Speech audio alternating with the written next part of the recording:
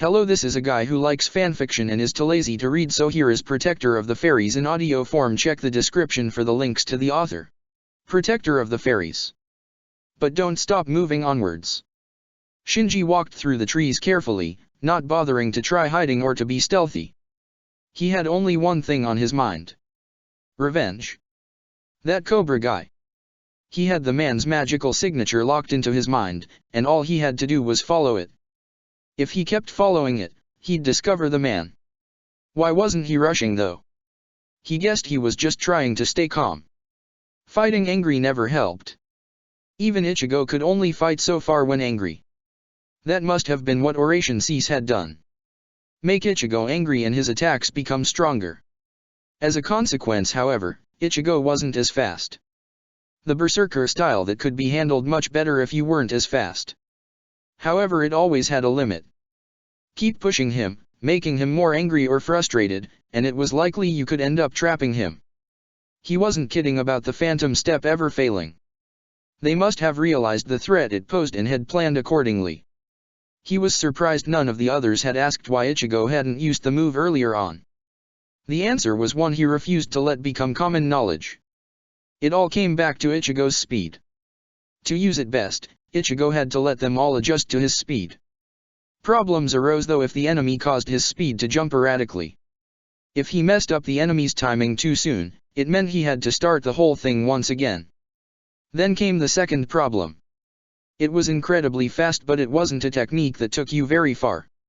It was a consequence of combining Shunpo and Sonido. Shunpo provided the ease of movement while Sonido stopped you being tracked by sensors.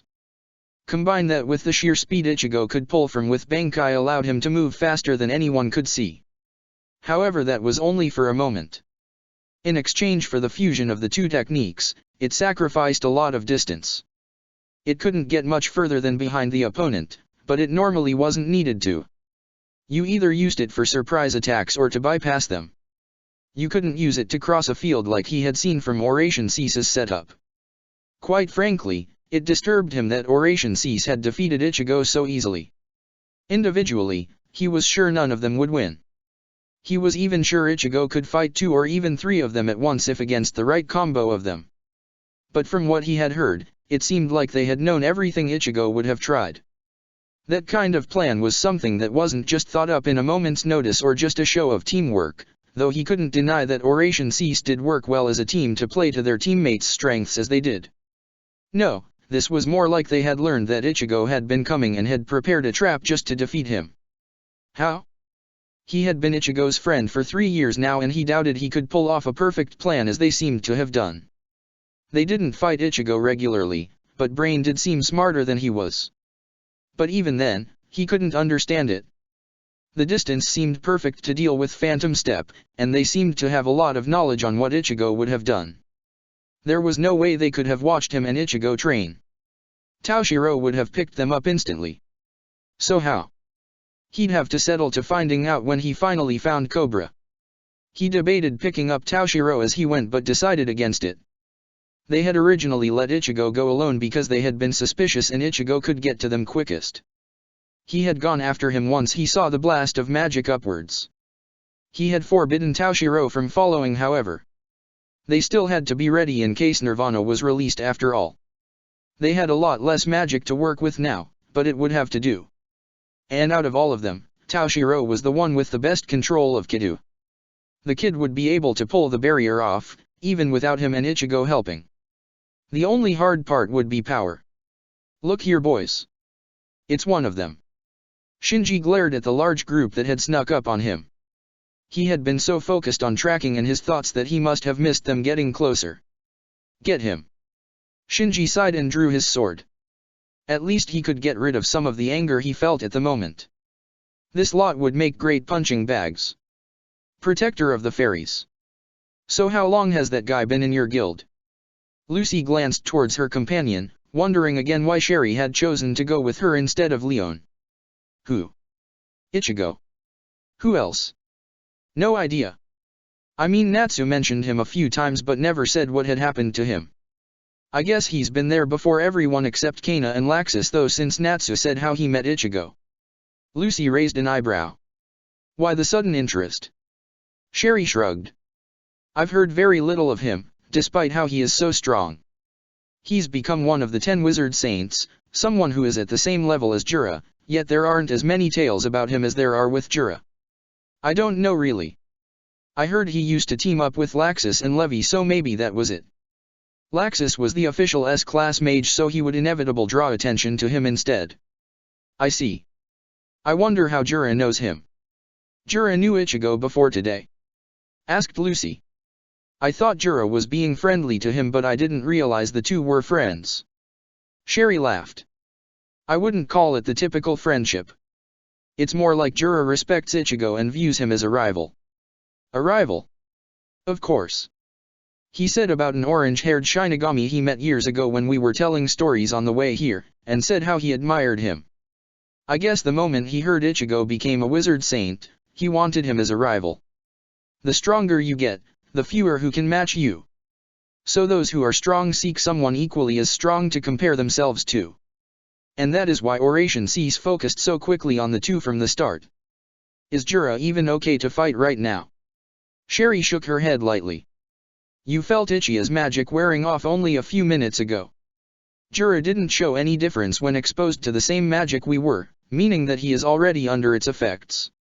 And he still looked weak. What does that tell you? Lucy looked down sadly.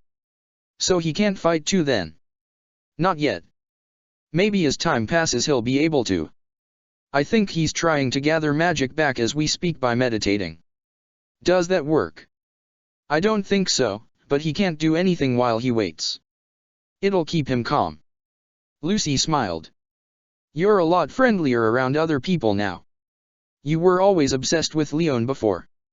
Sherry smiled in return. My love is stronger than before. Why not follow Leon though? Why stick with me? Sherry sighed. Your stupid ice mage is the reason for that. Leon insisted on going with Gray, claiming they had some catching up to do. I don't know what those two have planned, but it's strange to see them working together so easily. I guess that's what happens when you are training together. I suppose. Besides, it wasn't fair to let you go alone. We need to always outnumber them if we want the highest chance of success, especially for people like us. Lucy frowned. People like us. People like Leon are strong. Most of the people Fairy Tail brought are similar. You and I are a bit more like Ren and Eve. Strong but currently average. So that's why they stayed behind. I thought it was strange, but then I suppose we need to have a few people in reserve. Sherry nodded. I think they might be getting ready to get Christina. Lucy's eyes widened in shock. Christina. But I thought the plan failed. I did too. It's just a feeling I'm getting right now. Why else keep them back? And to be honest, I think Oration Cease had made sure to avoid destroying Christina in order to draw away a bit of attention from our reinforcements. The smoke made them send one of them, but a destroyed airship would have sent them all running. Smart girl, aren't you? Lucy and Sherry spun round, the figure of Angel resting in a tree. You dash. You're the celestial spirit mage, aren't you? Asked Angel, her gaze on Lucy's keys already showing she knew the answer. Well, this is interesting. Just the person I was looking for. Lucy reached for her whip while a large doll of earth rose up behind Sherry, Angel just resting a hand on one of her keys. Well then, shall we get started? I will decide your judgment here and now. Protector of the Fairies. Urza gripped her right shoulder, ignoring the wince of pain from the stump attached to it. The pain was bad, but it was bearable. If need be, she did have one of Ichigo's test tubes that the man had given her as a gift before setting out. It was merely a pain relief, but it was enough.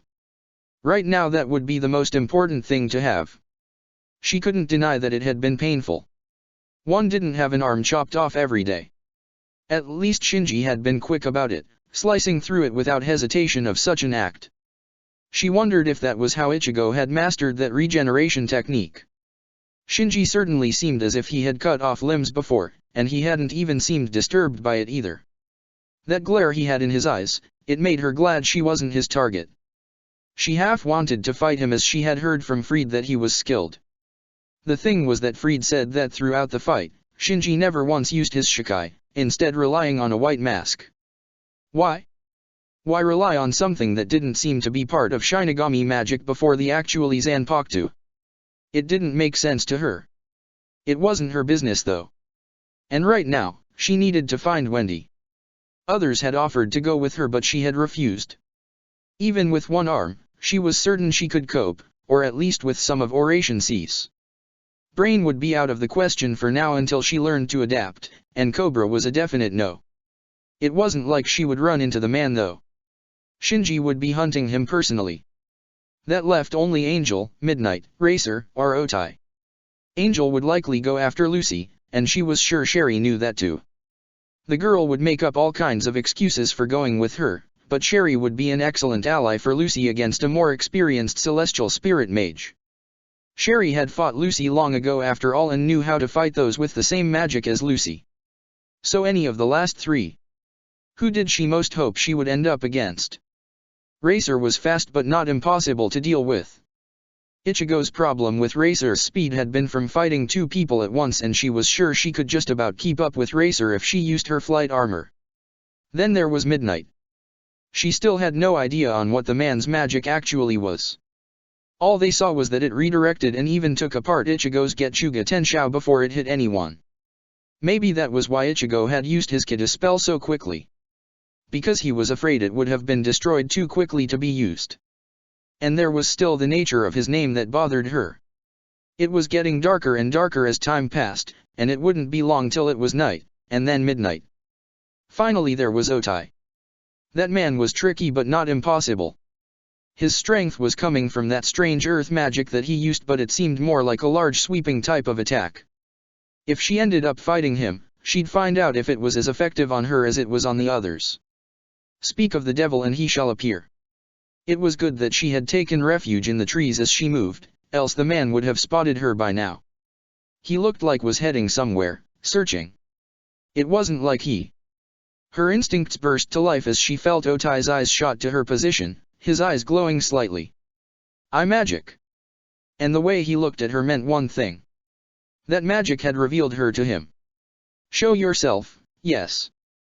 Otai brought his fingers of one hand to his eyes and they widened, the ground bursting to life and changing shape around him to form a liquid. It whipped towards her, Urza sprinting between trees to dodge the waves of earth behind her. "You won't escape." The ground burst up around her exit point, forcing her to alter her direction, else she end up trapped. She knew she was heading into a trap anyway, so that left one very obvious choice. Spring it. Light shot around her as her armor shifted with her quip, a spiked black armor forming around her with her hair spiked outwards like the points of the armor, even going as far as to cover her right eye. In her left hand was a large spiked mace with a matching design to the armor. This was one of her most dangerous armors. The Purgatory armor. Few had ever seen the armor and lived to tell the tale, and it was one of her most menacing armors that she had. Because right now, with one only arm, she didn't need to be merciful. She had to be demonic. She burst from the trees and fell right into the path of a wall of the liquid earth, the same wall closing down on her. Gripping as best as she could with her feet to the ground, she swung round with the mace at the wall of earth. If Otai had expected it to get caught up in the wall, he would have been wrong. The mace instead smashed into it and shattered the whole wall, the liquid falling down to the ground harmlessly. Otai glanced at her in shock, not from the feet but from her missing arm. You would go so far? And not for money. I would do anything for the sake of my friends. Now come. I've on a schedule here."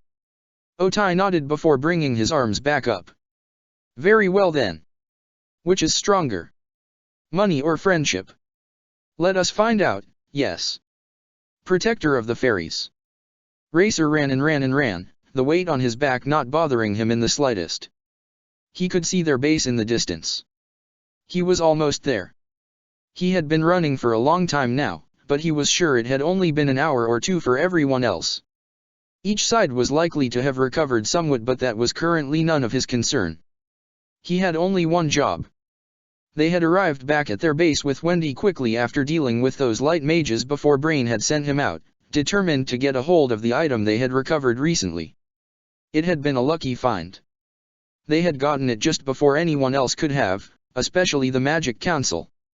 If they knew what they had, the council would have sent everything they could after them. And that was always the hard line to tread. Every dark guild knew the limits they could push to a degree. The lower-ranked dark guilds were more of a nuisance than anything else, normally left to the legal guilds to deal with unapproved council missions, so that it still seemed like the Magic Council was involved. Then you had the higher-ranked dark guilds. They caused more problems and sometimes forced the Magic Council to act themselves, sending small forces to crush them.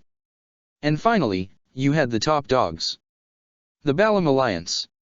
3 guilds that all dark guilds fell into line behind, except for that Raven Tail. Each of the 3 was always a massive threat to the Magic Council, and everyone on each side knew it. And so the greatest weapon of the top 3 to avoid conflict was secrecy. Keep your abilities quiet, keep yourself hidden, don't let them know where to find you, it was all standard stuff. The difference was the urgency. If the Magic Council found their base, they'd sent everything they had, and their generals weren't exactly pushovers. And they wouldn't be alone either. No dark guild wanted to face an army so suddenly. It was far easier to find different ways to defeat them. Nirvana. That would be their trump card. It was unlikely that Grimoire Heart or Tartarus would make a move on it, as each dark guild always had a desire they sought. The entire Balam Alliance had required them to make a few sacrifices in terms of secrets, not on base locations but on objectives. The only way to make sure neither side of the alliance would come into conflict was to ensure they weren't after the same thing. It made him wonder sometimes on what exactly the other 2 sought. Brain never told them, and he knew Cobra wouldn't have spied on it, as that would go against Brain's wishes. The only real wild card was Raven Tail, but they never did anything to interact with any other dark guild. Was it arrogance? They were such an upstart in the world of dark guilds, ignoring assistance or protection and not offering it likewise. They were after something, that much was clear. Cobra had told them all that after a recon mission on Raven Tail, and he had a strange way to describe the guild's leader. The best way to describe the leader was as a man possessed, obsessed with a strange artifact or object. That was all Cobra had gotten. He had always found it strange, but the man's mind was so guarded, as if afraid someone would overhear him and start seeking the same prize. He half wanted to steal it from the man just to see how he would react. He was sure it would be interesting. As he got closer and closer, he thought more and more about the object on his back. Was it right to do what they were about to do? It was an unnecessary danger in his opinion, but Brain seemed to think it was worth it. Why though? They had dealt with the strongest mages of the light, and had believed originally that the others had been wiped out. Brain believed otherwise, but they weren't a threat to them at all. They could spend all the time in the world looking for Nirvana. It was far too late to be stopped. And what was up with the little girl that captured? Brain said how she used a rare branch of healing magic, but what made her so unique? Was she even capable of the job they wanted her to perform? His feet finally slowed him down as he pulled to a stop in the cave where they had made their base, Brain standing in wait with a pleased smile on his face. You brought him. Racer nodded, dropping the large object off his back and onto the ground behind him. It was what looked to be a large T-shaped object, taller than Racer was himself. Chains wrapped around it, holding the lid to the body of the object. That's a coffin, muttered Wendy. Correct. Brain reached for the lid of the coffin. Would you like to see who is inside? The lid of the coffin slowly started dissolving as the chains broke apart, slowly revealing the man inside. The first thing Wendy saw was the blue hair, and then the red tattoo around the man's right eye. The man inside was tall, with strange light blue web-like cracks along his skin. The man was held to the back of the coffin by more chains, but he looked like he wasn't aware of it. It looked like he wasn't aware of anything. This is Jalal, said Brain as he turned to Wendy. I want you to heal him. Wendy looked at Jalal strangely, her head tilted and her eyes squinting, as if trying to figure something else. You're lying. A rare expression crossed Brain's face. Confusion. What are you talking about?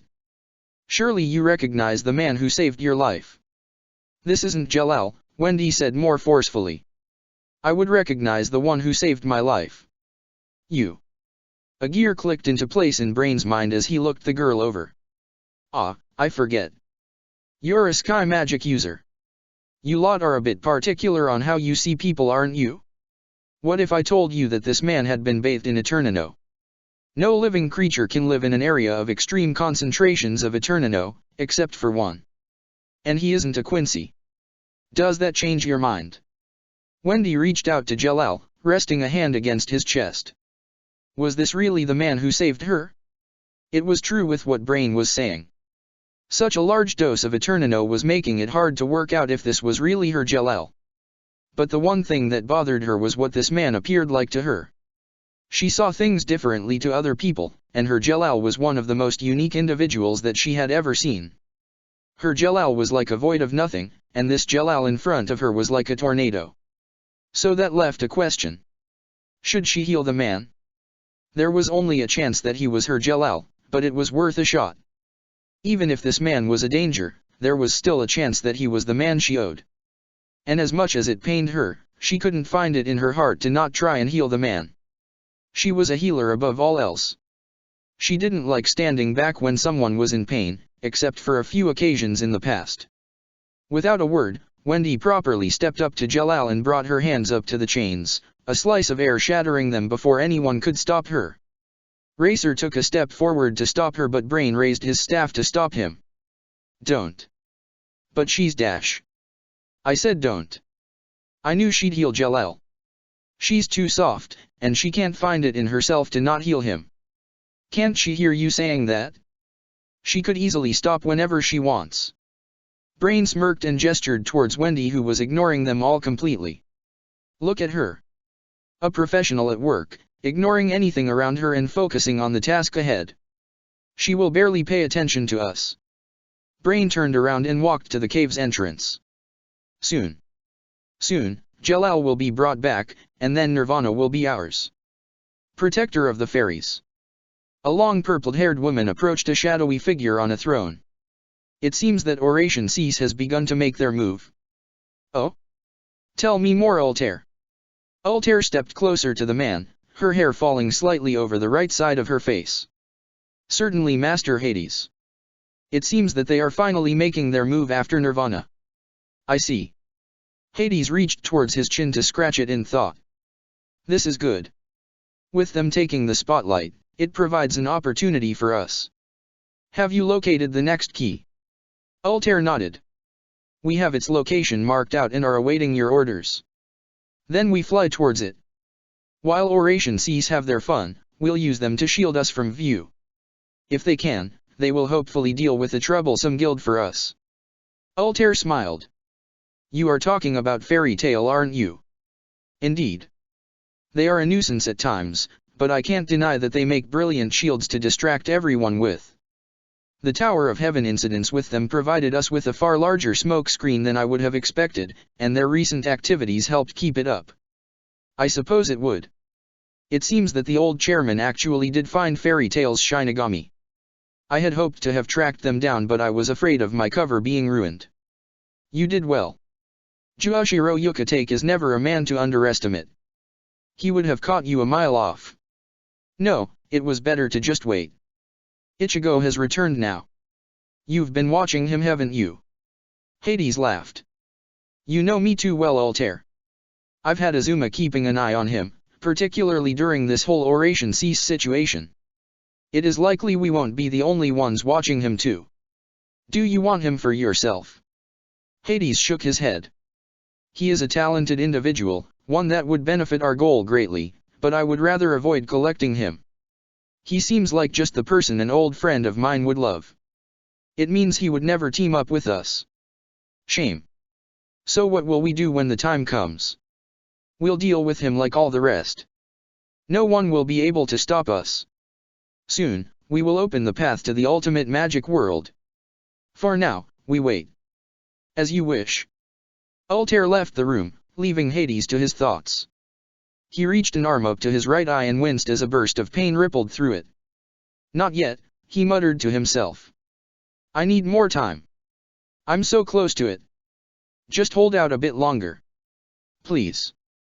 The pain receded, but he knew it wouldn't last forever. Eventually, there would be no delaying it. Things brought out of the darkness always returned back there in the end. Protector of the Fairies.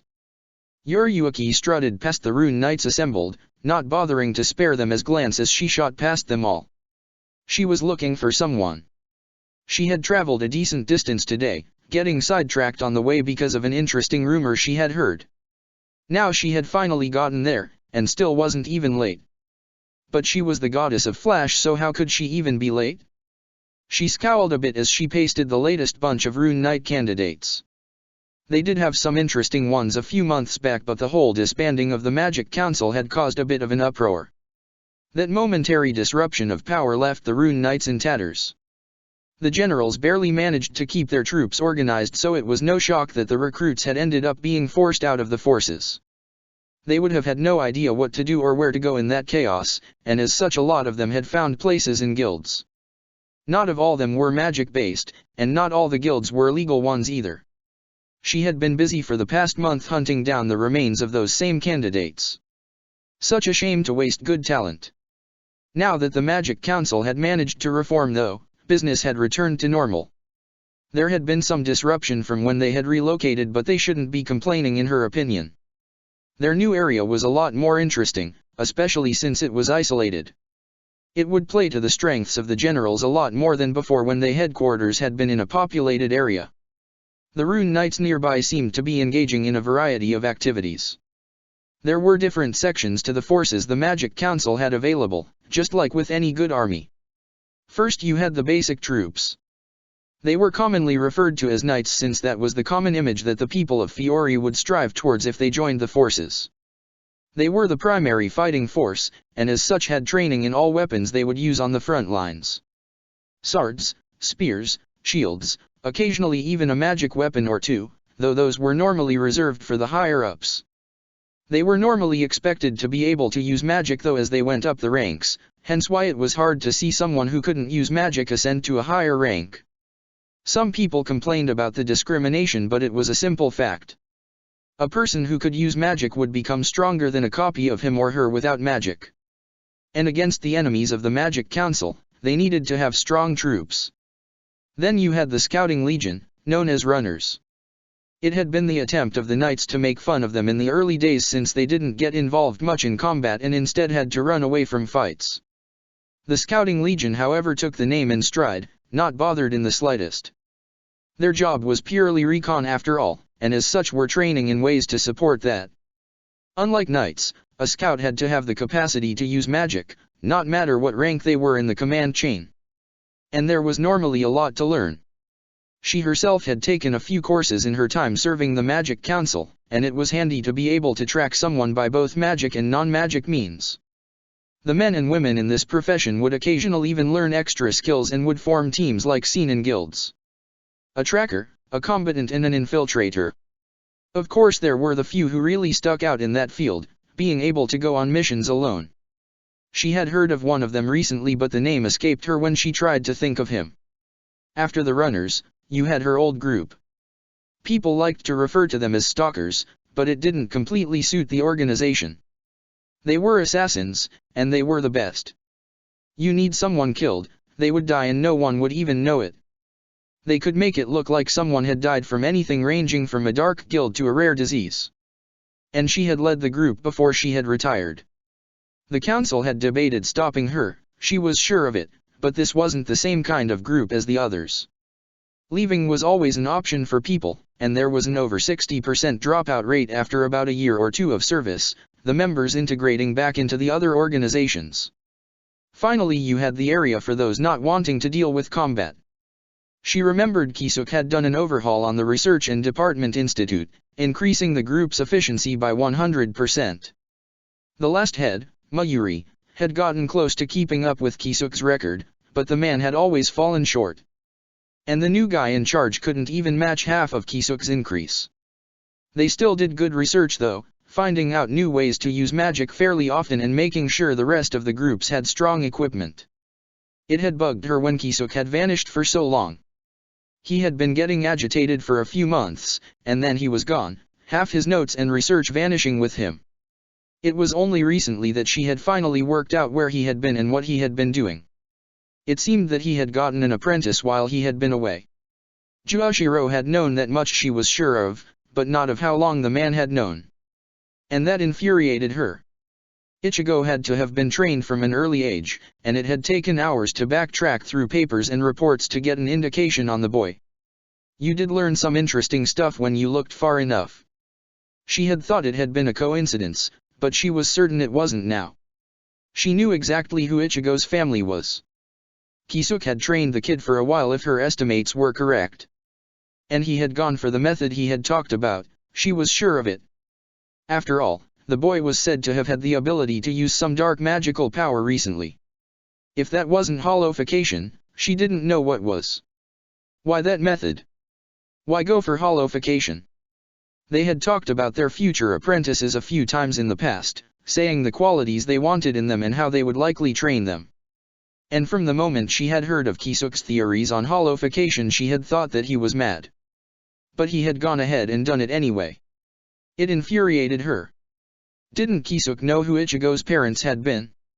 Ishine, a Shinigami, and Masake, a Quincy. Either would have been good enough for Ichigo, yet Kisuke had to push it further. And she knew why the man did it too. That was why it made her so mad.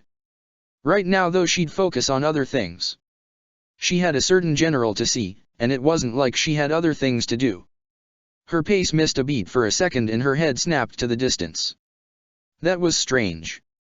It wasn't a feeling of magic, but rather a feeling of dread. It had been a long time since she had felt something like that, and it unnerved her. Something big was going to happen, and it was going to happen soon. Protector of the Fairies. Fight back, despite the odds. Lucy jumped backwards, Sherry following after on an earth golem. They didn't get much of a reprieve as a torrent of sand blasted right past them. The two girls kept running, looking for a better place to fight. Sherry glanced forward at Lucy, a smirk appearing on her face. She had underestimated the resolve and skill of the celestial spirit mage. Lucy could have summoned a spirit by now, yet was making do by running until they reached better ground. She was saving her magic, while at the same time forcing Angel to use some of hers on attacks that weren't even hitting. It was smart, especially since Angel was the superior celestial spirit mage. Lucy had also said something about finding a good source of water. It had to be that water spirit of hers. Aquarius or something. She remembered that spirit. It was powerful, but it was limited to needed a water source to be able to be summoned. And that water source would also determine the spirit's power to an extent. A puddle was never going to give the same effect as a pool, but Aquarius was strong either way. She just hoped that the spirit wouldn't wash them all away like the last time she had seen the spirit, as it had washed away both her and Lucy. Not the friendliest of spirits, that was for sure. However, that had been against her. And the way she saw Aquarius was that she didn't want to get Lucy killed. After all, why did Lucy herself not get harmed like her opponent when she was caught up in the same stream of water? Spirits didn't always show their affection and loyalty in normal ways. She glanced backwards, stopping Angel as the woman skipped after her. Angel didn't look to be in any big hurry, and why would she need to be? She had found them too easily before, which meant that this was a hunt. A hunt for Lucy. Angel had a lot of arrogance though if she was willing to not even try and pick their arena. It was foolish, and it was that kind of arrogance that could make you lose. Glancing back at Lucy, she could see that the girl was started to get tired. They had been running for a while now, and she knew she couldn't let Lucy get in any worse condition. Lucy would still need to be able to handle the stress of summoning after all. With a quick mental command, the golem rolled as it dodged the latest sand attack and grabbed Lucy, holding her safely in one of its hands. "Hey. You'll thank me later on," said Sherry, glancing back once more. "Save your strength for now." "What about you?" Sherry waved a hand. "Oh, don't worry about me. My love for Leon gives me plenty of extra power to spare." "But you wouldn't know that joy now, would you?" Lucy scowled. "I'm already got one friend bragging about her love life. I don't need another one." A blast of sand rocketed right past them, part of the golem collapsing from where the sand collided with. Sherry waved a hand as rocks shot from the ground to repair the wound before it was too late. "Good grief, what the hell is that sand?" "It's sand magic, remember. Scorpio was what Angel said when she summoned him. He's a celestial spirit."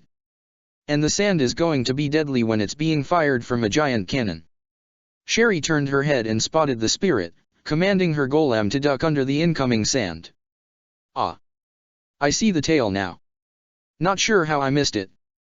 I doubt we could observe many details while being chased. Wait. I see something. Lucy stained her neck before a wide smile appeared on her face. We're almost there. Water. The golem made a final rush for the goal, Sherry putting some more magic into the construct to make it run faster. They were almost there when a massive blast of sand shot towards them, ripping a hole through the golem from which it couldn't recover from. Sherry started falling, using the remaining strength of her current golem to push Lucy as close as she could towards the water source. She didn't want Lucy caught away from it after pushing themselves so far to get there. Angel seemed to realize what she was doing when she shouted out to Scorpio. Stop her! Don't let her reach the water! Scorpio replied with action, bringing up its tail as a condensed ball of sand magic formed in front of the tail. And then the beam exploded outwards, the sand rushing towards Lucy with intent to send her flying away over the water. Sherry waved her hands and forced a hastily constructed golem to form from the trees around them. The golem shot forward and jumped into the path of the blast, knowing there was no way to deflect the attack in time. The golem cracked and bent, but it didn't break until the attack finally let up. By that time, Lucy had already managed to make it to the water, a golden key in her hands and dipped in the water. With one swift action, she turned the key. Come forth, Aquarius. A bright flash of light shot out of the water before revealing a blue-haired mermaid with a large urn in her hands. Aquarius glared at her summoner in annoyance. What is it?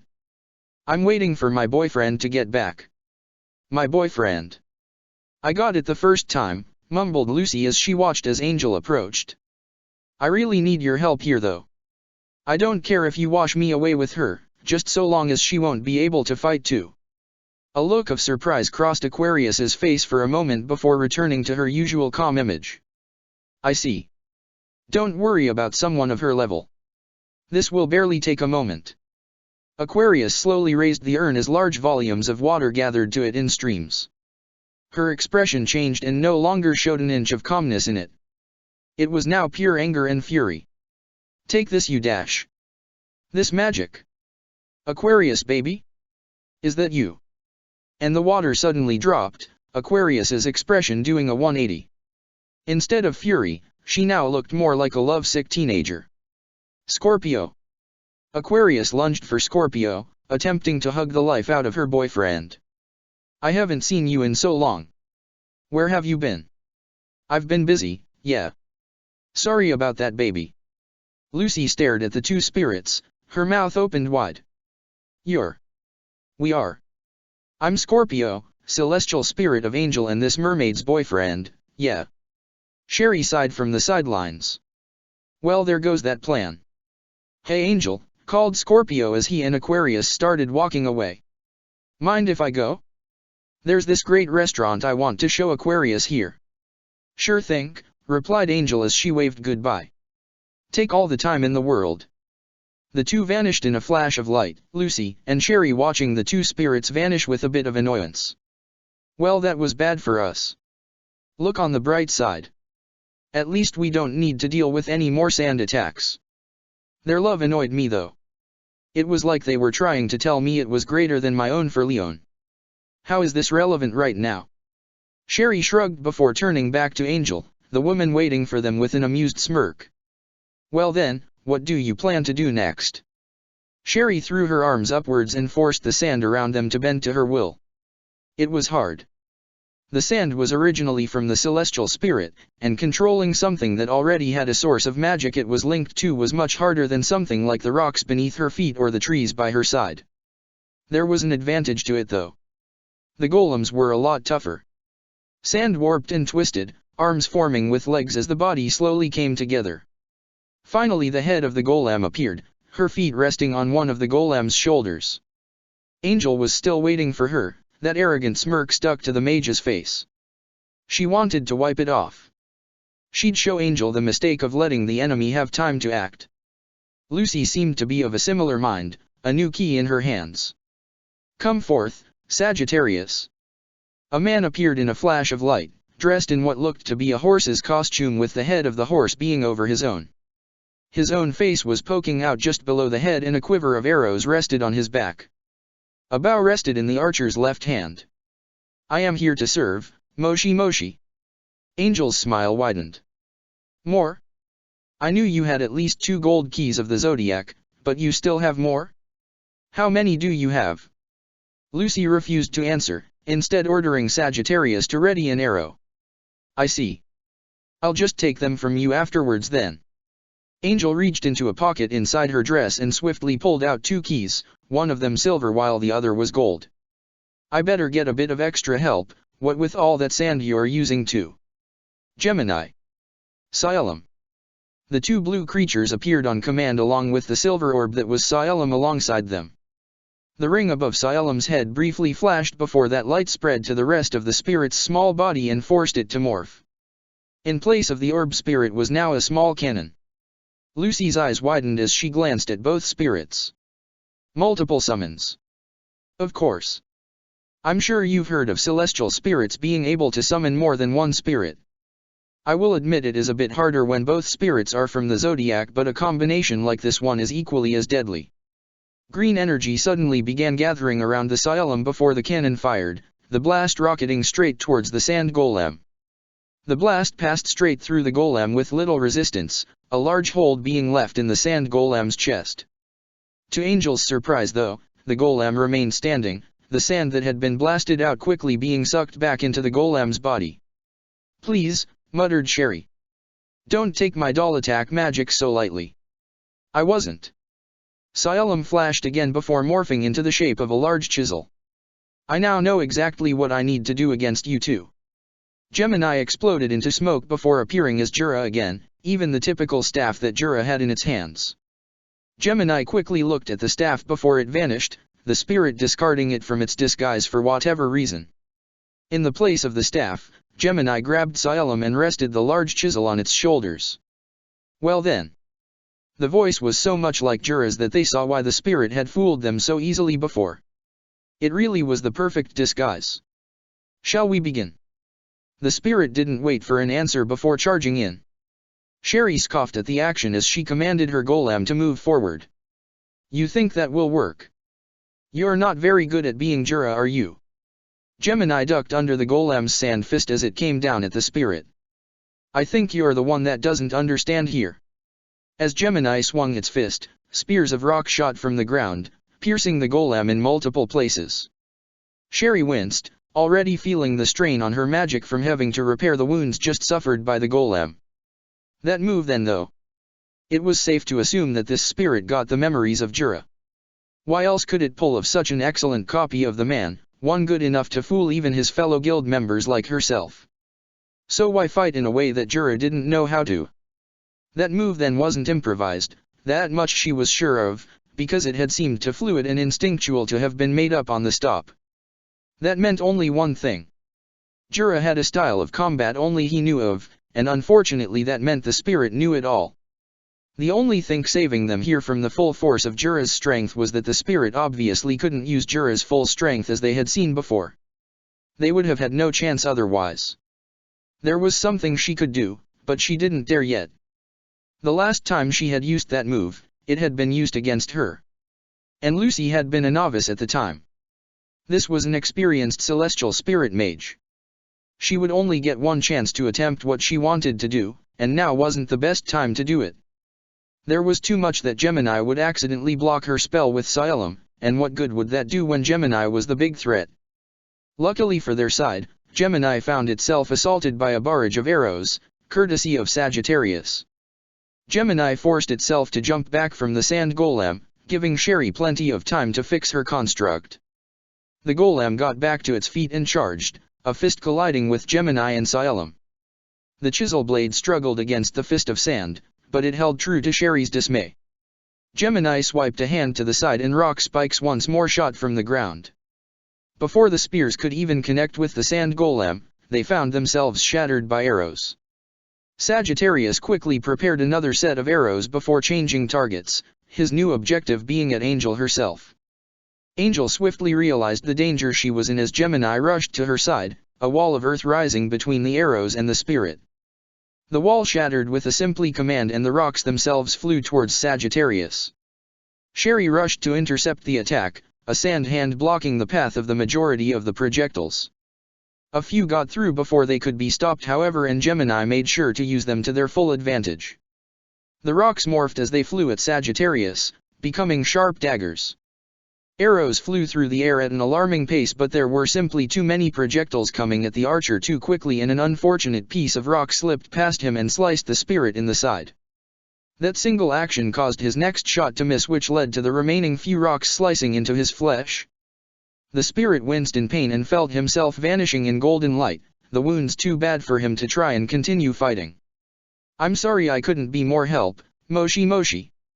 "Sagittarius." Angel smirked. "That's 2 of your little weapons disabled. Who will you summon next?" Lucy let a hand drop down to her side and reached for a key. She didn't need to look to know which one she had grabbed. She recognized them all, but this one more than any other. "Come forth, Loke."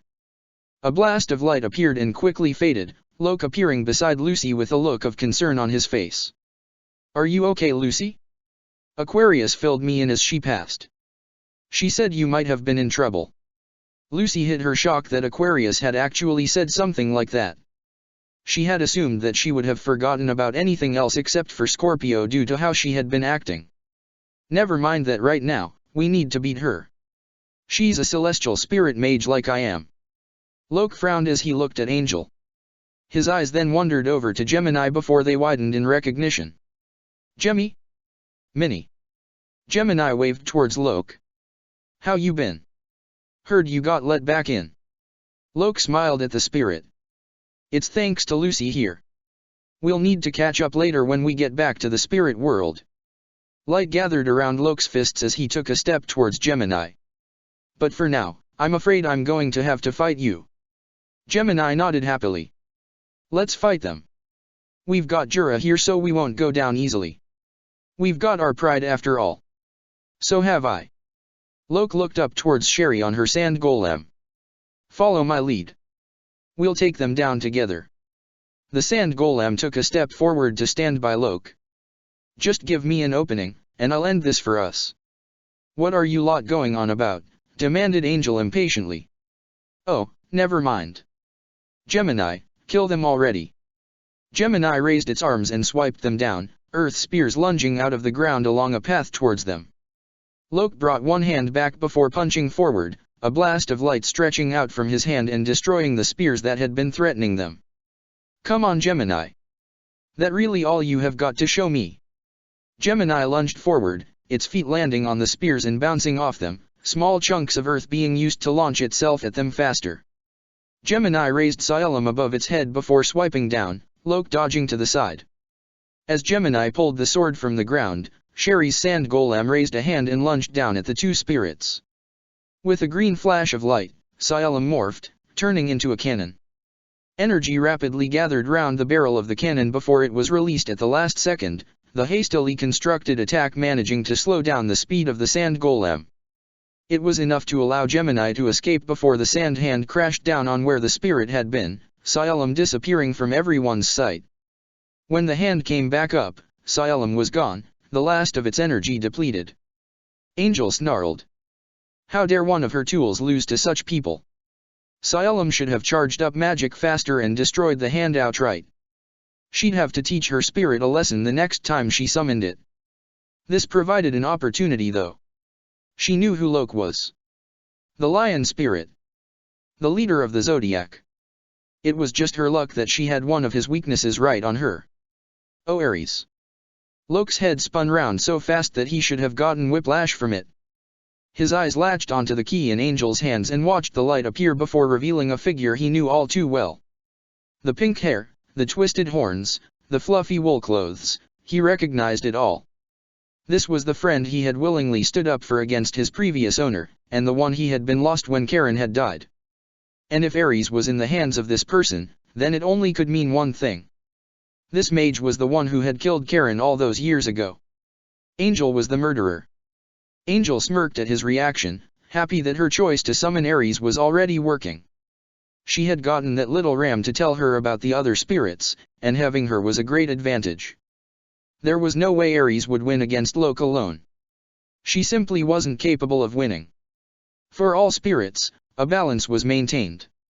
There existed an even level of abilities in each spirit, and then some abilities were enhanced at the cost of others. If Loke was the greatest combat spirit, then Aries was the greatest defensive spirit. That was the nature of Aries' wool attacks. They wouldn't do much, but she had Gemini as Jura to help with damage. Did you need me, Master? Angel nodded. He's your enemy. Aries' eyes widened as she saw Loke. Him. But dash. Do as you're told. Now fight. But I dash. Angel snarled. Did you not hear what I said? Fight him already. Don't you have any pride as a spirit? Enough, said Loke furiously. Don't you dare. No, muttered Aries, taking a step forward and placing herself in between Angel and the others. She's right. I need to fight. I'm sorry, Loke. I owe you so much. You kept me safe all those years ago, but I can't repay that debt right now. I am a spirit of Angel of Oration Cease, and I must be willing to fight all her enemies, no matter who they may be. That is my pride as a spirit. Loke's shoulders dropped in resignation. I see then. No choice here. I'm sorry about what I am going to have to do. I am so sorry.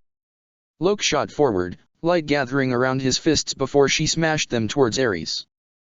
Purple wool sprouted from Aries' hands before she flung it in front of her, creating a wall between Loke and her.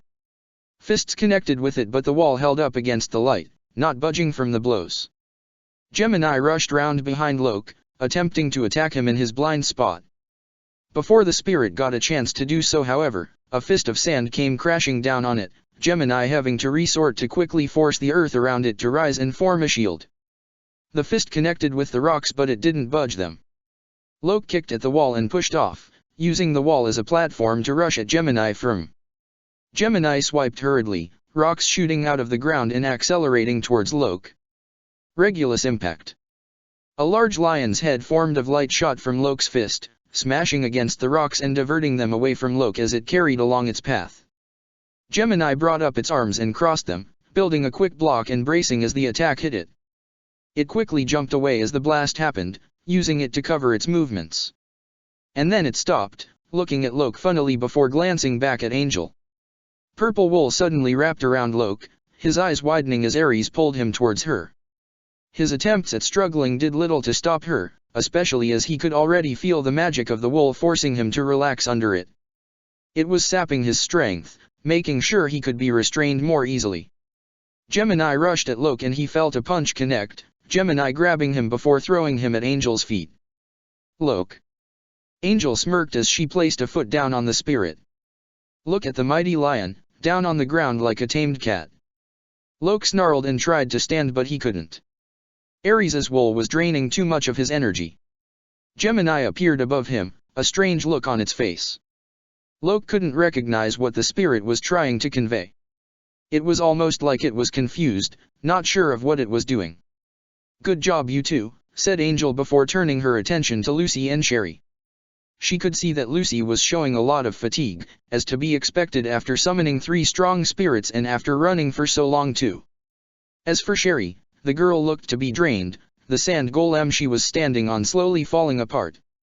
It was smaller now too, trying to compensate for the loss of magic by packing the sand together into a smaller form. Even that would fail soon enough. Well then, Gemini. Finish them. Gemini nodded, raising a hand before slicing down. Angel watched it all in sick fascination, and then a burst of pain went through her body. Her eyes glanced down in fear as a spear of earth continued out through her chest, blood covering the end of it. Slowly, her head turned towards Gemini, her eyes wide in shock. What? Sherry whistled, catching her attention. Afraid that was me. My doll attack magic is a strange one. You see, I can control any object I want, and luckily celestial spirits fall under that category in terms of my magic. I may not have their minds, but I have their bodies. But when Angel cut herself off as she realized the answer. Yes, when Gemini dodged Loke's last attack. A moment where it stopped for a brief second and wasn't near anything that could get in the way. All it took was a little bit of acting then. You never suspected a thing. Angel swore, her eyes getting heavy. My prayer, to fade into the sky, like an angel. Her eyes closed and then Angel was no more, her body falling limp on the spear of earth.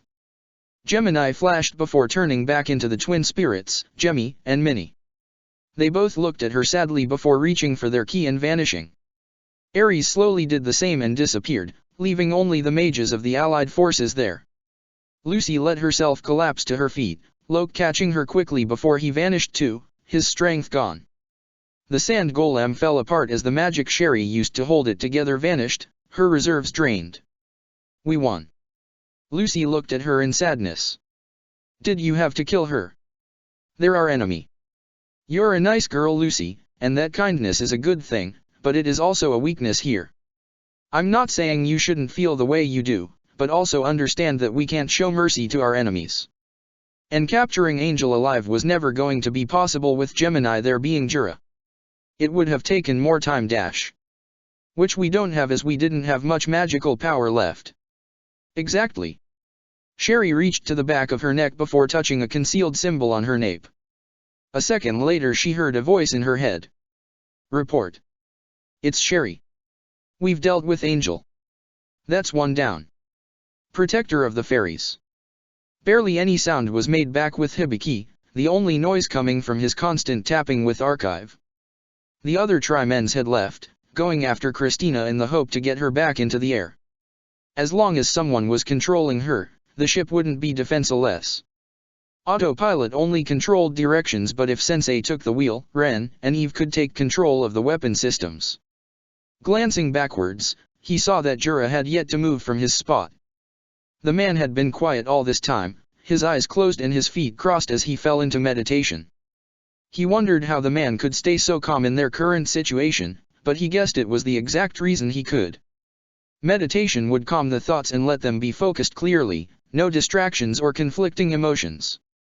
He turned back to the archive screens up, a variety all surrounding him. Some were mapping the surroundings and tracking their allies as they moved while others were trying to break through the block on Oration Cease. There wasn't much luck on that front. His eyes glanced at one screen, showing an internal look at the poison's progress through Natsu's body. It was getting worse for the pink-haired dragon slayer. The poison had already spread to half of the boy's body, and it wouldn't be long till it finally reached the vital organs like the heart and the brain. A beep sound could be heard and he clicked the flashing icon absent-mindedly. Report. Sherry's voice sounded through the screens. It's Sherry. We've dealt with Angel. That's one down. Hibiki brought a hand up and a small screen flashed to the front with a list of names and images. An image of Angel disappeared along with her name before the screen vanished once more. Good job. Target's status. There was a pause. Dead. I see. You did what you needed to. Are you capable of continuing? We're exhausted out here, most of our magic drained. We won't be able to make much progress as we wait to recover, and I doubt we can take on another member of Oration Cease as we are right now. Don't worry about that. Hibiki pressed a button and an upload bar appeared, quickly filling to full. I've sent you some new coordinates. Get there. We're moving our base to Christina. There was another pause. And then a new voice appeared. It sounded like Lucy's. Are Ichigo and Natsu able to be moved? Hibiki shook his head, more for his benefit since they couldn't see him. No, they aren't stable. Jura and I will remain here till someone can get Wendy to us. Afterwards we'll join up with you all when we can. The line cut off and Hibiki sighed. A quick glance at the map allowed him to confirm everyone's position. Urza hadn't moved much recently, likely meaning that she had ended up getting caught up fighting someone. Gray and Leon were still moving and looked like they might be the closest to Wendy, but there was no way of telling how many of Oration Cease they would find when they got there. One was dead, the other likely fighting Urza. That left 4 members unaccounted for. As for Shinji, the man wasn't even going anywhere near where Wendy was. Was he going after Cobra? It was certainly possible that the poison mage would have some way to cancel out the effects of the poison, though how he would be persuaded to do so would be a problem. How is he? Hibiki glanced at the screens showing Ichigo's status, surprised Juro was finally awakening from his trance. Still bad. The poison? Yes. Hibiki ignored the man, bringing up the screen with Ichigo's status on and scanning the details, his fingers tapping furiously at the keys below his fingers. That's not right. Juro pushed himself up from his seat and approached Hibiki, glancing over the younger mage's shoulder. Is something wrong? Is Ichigo running out of magic? Hibiki kept ignoring the man, a new screen appearing with rapidly altering data.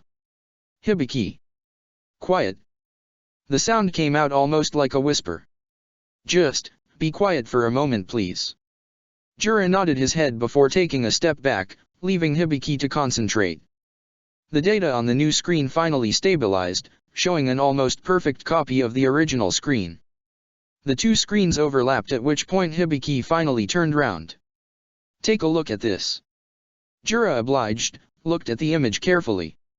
It wasn't something he could understand very easily, but he could roughly see what the image was meant to be. A rough outline shaped Ichigo's body, while the colored lines inside that boundary had to be the veins and arteries. See this? Asked Hibiki, one finger raised and pointing at some of the purple lines. This is the poison in Ichigo's body, along with the progress it has taken. Looks about 90% of his body. It is. Hibiki turned his attention to the white and black lines on the screen.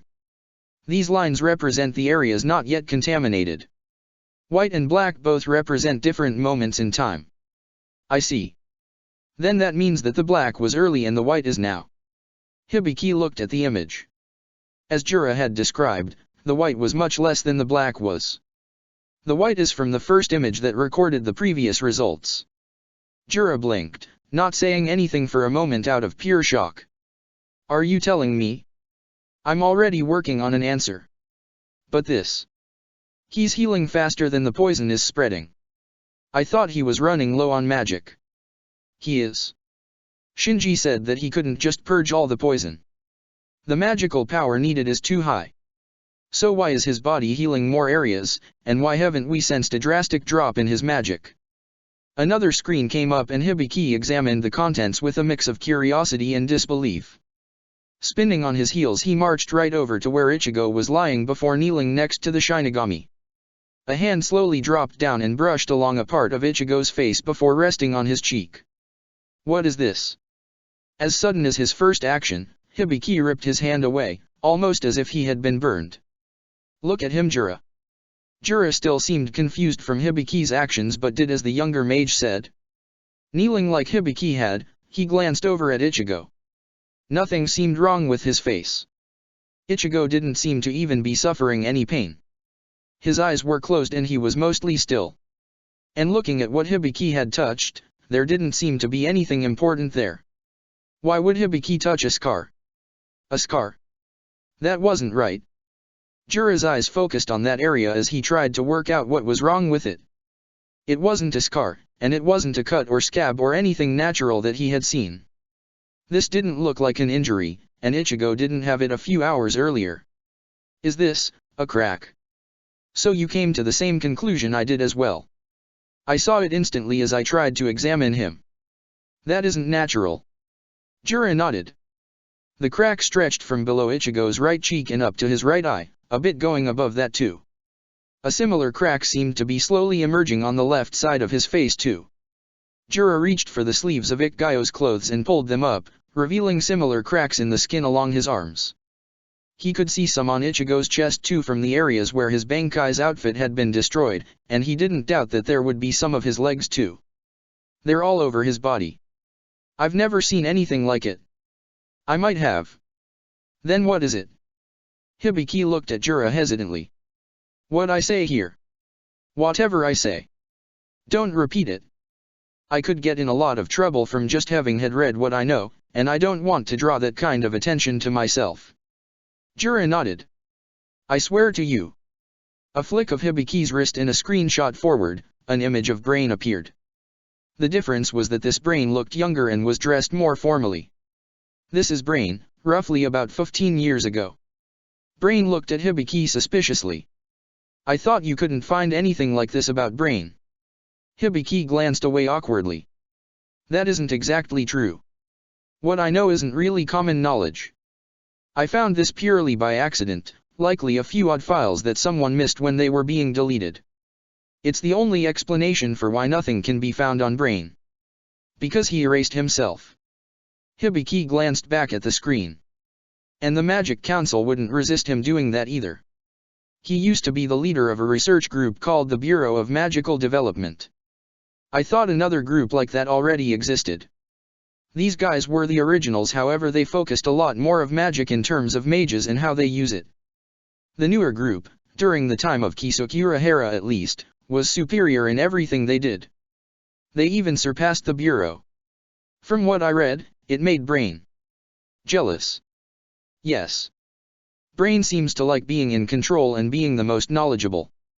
The report is a bit scattered, but they saw he started more and more dangerous experiments. There was mention of a girl with a massive amount of magical power, and Brain was somehow trying to increase it further by experimentation. Jura restrained his anger at Brain as he gestured for Hibiki to continue. Is that even possible? To force someone to gain more magic? The report is broken up, as I said, but it seems like large doses of Eternino was involved. I'm sure you are familiar with the concept of Eternino and a mage's container. It's a simple concept. As your magic inside you decreases, your body starts to absorb Eternino from the atmosphere to refill it. Each mage recovers it at a varying rate, however the most effective methods involve the avoided use of magic during the recovery time. And you are familiar with the dangers from extreme doses. Jura hesitated for a moment before nodding. I'm aware, yes. So far the only recorded mages capable of existing in high-level areas are the Quincy, and they are rarer to find than Shinigami currently. That's when it is in the atmosphere though. If someone was injected with large doses, what would happen? Jura's eyes widened. That girl was constantly subjected to that treatment. Not enough to kill her, but it caused her pain most likely. It was a theorized way to encourage the expansion of a mage's container in their bodies, and possibly encourage an increased rate of Eternino recovery. She was the only subject said to live longer than a few weeks from the procedures, and this was at low doses. How does this relate to the here and now though? Asked Jura, already glancing at Ichigo as if he knew the answer. The cracks. They were a common feature in many of the recently deceased. And the cracks were all faint and small in their appearance. But the point is that they showed the same symptoms we are seeing on Ichigo now. This is bad. Jura leaned down next to Ichigo. If they are worse than those that died from overexposure, how is Ichigo still alive? Or better yet, how is he getting this condition? Hibiki glanced at one of his archive screens. Maybe it's linked to his healing in some way? Maybe it is helping to power the regeneration rate. As for how he is doing it, I have no idea. Those cracks are deadly to touch too. I felt like I was getting burned when I touched one. There's nothing but raw magic beneath them. Jura frowned. Then we have reached a dilemma. Should we try and stop this? Or do we let it continue and deal with the poison? We have to let it continue. You sound sure of that. We have no choice. Hibiki glanced back at a screen to confirm something. His magic should have run out by now. I didn't even notice it, but looking back at the previous rate it was dropping it means he should have run out and died from the poison. We have no choice but let this process happen. How much danger do you think he is in from it? Honestly. Jura nodded. I'd say we have a few hours at most. His body is rapidly absorbing Eternino, much faster than his body is able to handle, and these cracks are the strain on his body. Eventually, if he doesn't stop drawing in this power soon, his body will break down into nothing. It's nothing short than a miracle that he is still able to handle all his Eternino being absorbed. It's not like he's a Quincy. Then we must hope and pray. Send a message out to the others. We need to hurry, before it's too late. Protector of the Fairies. Crawl out of the dark. Urza dodged the strike as it came at her, the liquid earth flying straight over her head. Without hesitating, she rushed towards Otai, the man disappearing down into the ground at the last second. Urza scowled as she looked around, her eyes watching the ground for any signs of weakness. It was a giant game of cat and mouse currently. She had the greater offensive power, even with her missing arm, and had deadly speed, but Otai had strong defenses and could simply vanish into the ground. It made him tricky to predict. There was a pattern. His magic made the earth soft, turning it into a liquid that he could control. That was her advantage for predicting him. It was obvious if she focused and watched the ground. Whenever he reappeared, the ground had to soften first of all so that his tunnel would be connected. That was when she could make her move. It had yet to work yet though, but she was getting closer and closer with each attempt. She had to react just a bit faster and she could catch him. What would be best against this man? She had debated trying out her Lightning Empress armor, but she wasn't sure if it would conduct well. It was never good against Earth, and she doubted the liquid form of magic that Otai used would allow her to send her magic through it. She would have to settle this with her purgatory armor, it seemed. Very few others were good choices right now since they all relied on a second arm, and she needed more time to adjust before using them. Fighting with an awkward weapon or armor would just get her killed. She felt a slight tremor and struck out, her mace smashing into the ground from where Otai had been about to jump out from. Her mace came back up but there was no blood. She sighed. It seemed that Otai had escaped at the last second, likely knowing a surprise attack wouldn't have been very successful and thus not overextending himself during it. How long had their fight been going on? A voice appeared in her ears, almost causing her to lose focus for a second. We need to move faster. Urza? Do you need assistance? Jura is prepared to head out to the field too now. Don't bother, she muttered, knowing Hibiki would still be able to hear her. Tell Jura to keep conserving his magic. I should be able to deal with this guy here and then continue onwards. If I find Wendy, I'll rush straight back and won't try and fight. Jura should be prepared for that eventuality. There was quiet from Hibiki, a faint sound being heard on his side. It sounded like Jura and Hibiki were discussing something. Finally Hibiki returned, though it was unfortunately just as Otai popped out and sent a wave of earth at her. She rolled to the side, using her mace to propel herself over the second blast that followed quickly behind the first. The third blast was smashed apart by her mace as she ran at Otai. Can you wait a second?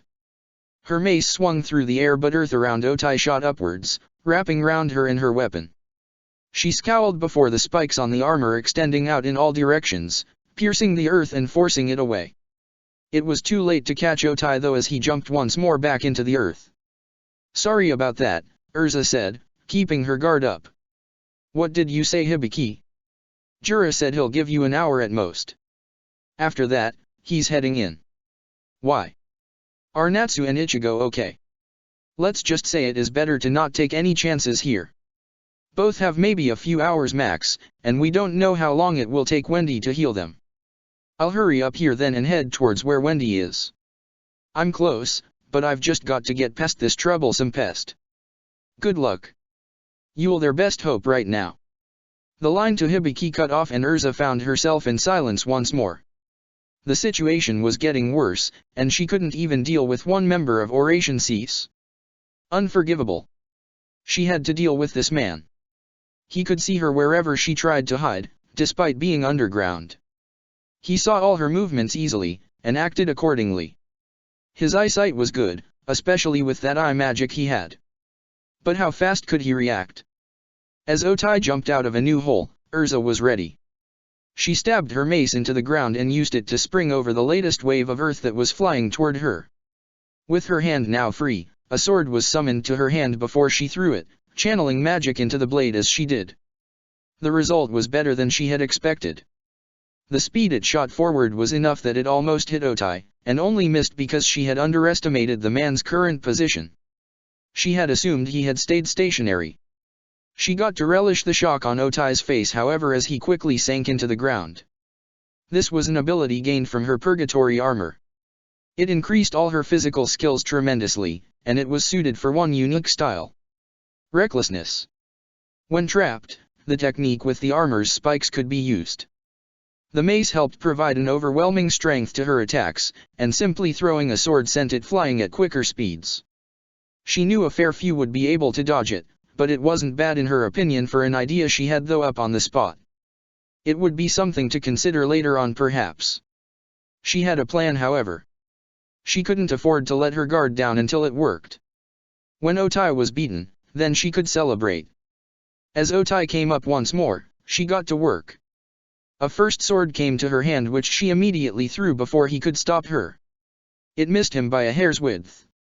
The next sword was intercepted by a wall of earth, this one denser than the previous one and drained it of a lot of its momentum. The third didn't even get past the wall, instead getting lodged in it. Otai was adapting to her new plan. He wasn't one of the 6 generals of Oration Cease for nothing it seemed. You can't win, yes.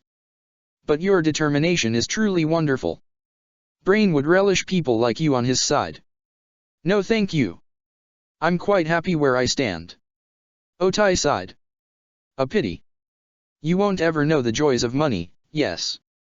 The earth slowly rose in front of Otai, Urza quickly reacting and sending a wave of blades at Otai, grabbing one after the other as they fell around her.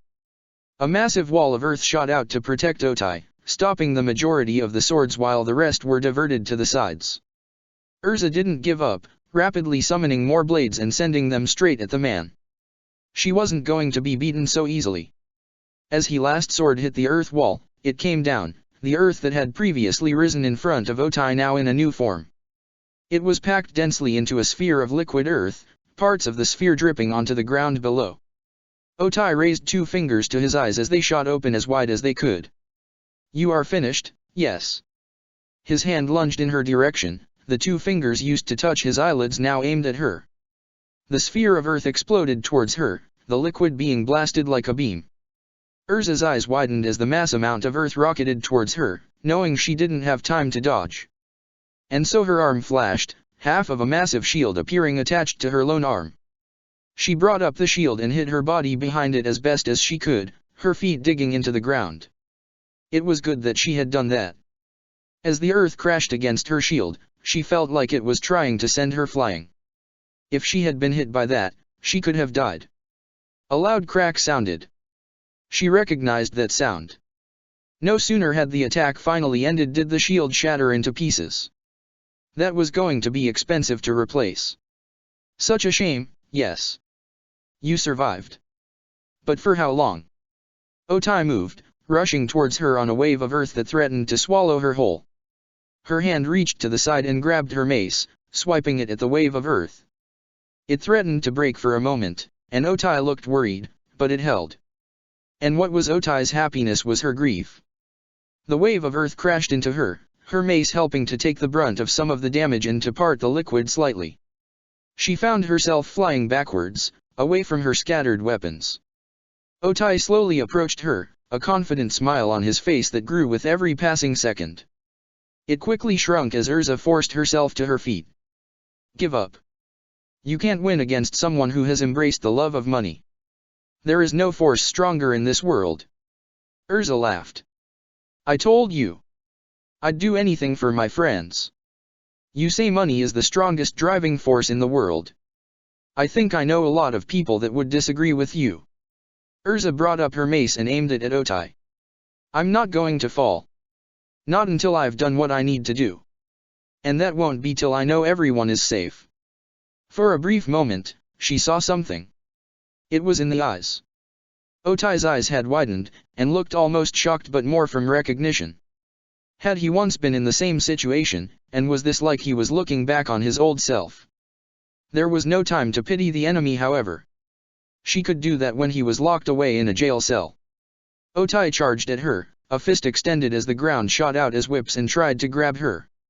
Spikes extended from her armor when the earth got too close but she could dodge most of them. As she took a step back, a massive wave of earth shot up from behind her, causing her to fall backwards towards it. Quickly thinking, she planted her mace against the ground and pressed her feet against it before kicking off. She lost sight of her weapon as she flew backwards in the air, the ground swallowing it up, so she improvised. Another sword appeared in her hands and she threw it, Otai quickly swiping with his hand to summon a wall to defend himself from her attacks. A few more swords followed after the first, landing close enough to one another to help break down the barrier. Otai was gone though and, as she landed, A fist smashed against her. She rolled, pushing herself off the ground and stared back at Otai, the man already working on another attack. As she struggled to get up, earth shot up and wrapped around her limbs, careful to avoid the spikes of the armor. Otai smirked at her trapped form before he began forming the same sphere of earth he had formed before. This will be your end this time. You can't block it again, yes. Just as the spell was almost finished, Urza smirked. Otai didn't have time to wonder why before her hand twitched. He saw nothing for a moment, and then a burst of pain was felt throughout his body. His spell collapsed to the ground and he fell to his knees, his head slowly turning to see a variety of swords stabbed into his back. How? My first magic, said Urza. I'm not the best at it, and normally it works best when I'm in Heaven's Wheel armor, but I can still use it without it. Telekinesis. The swords.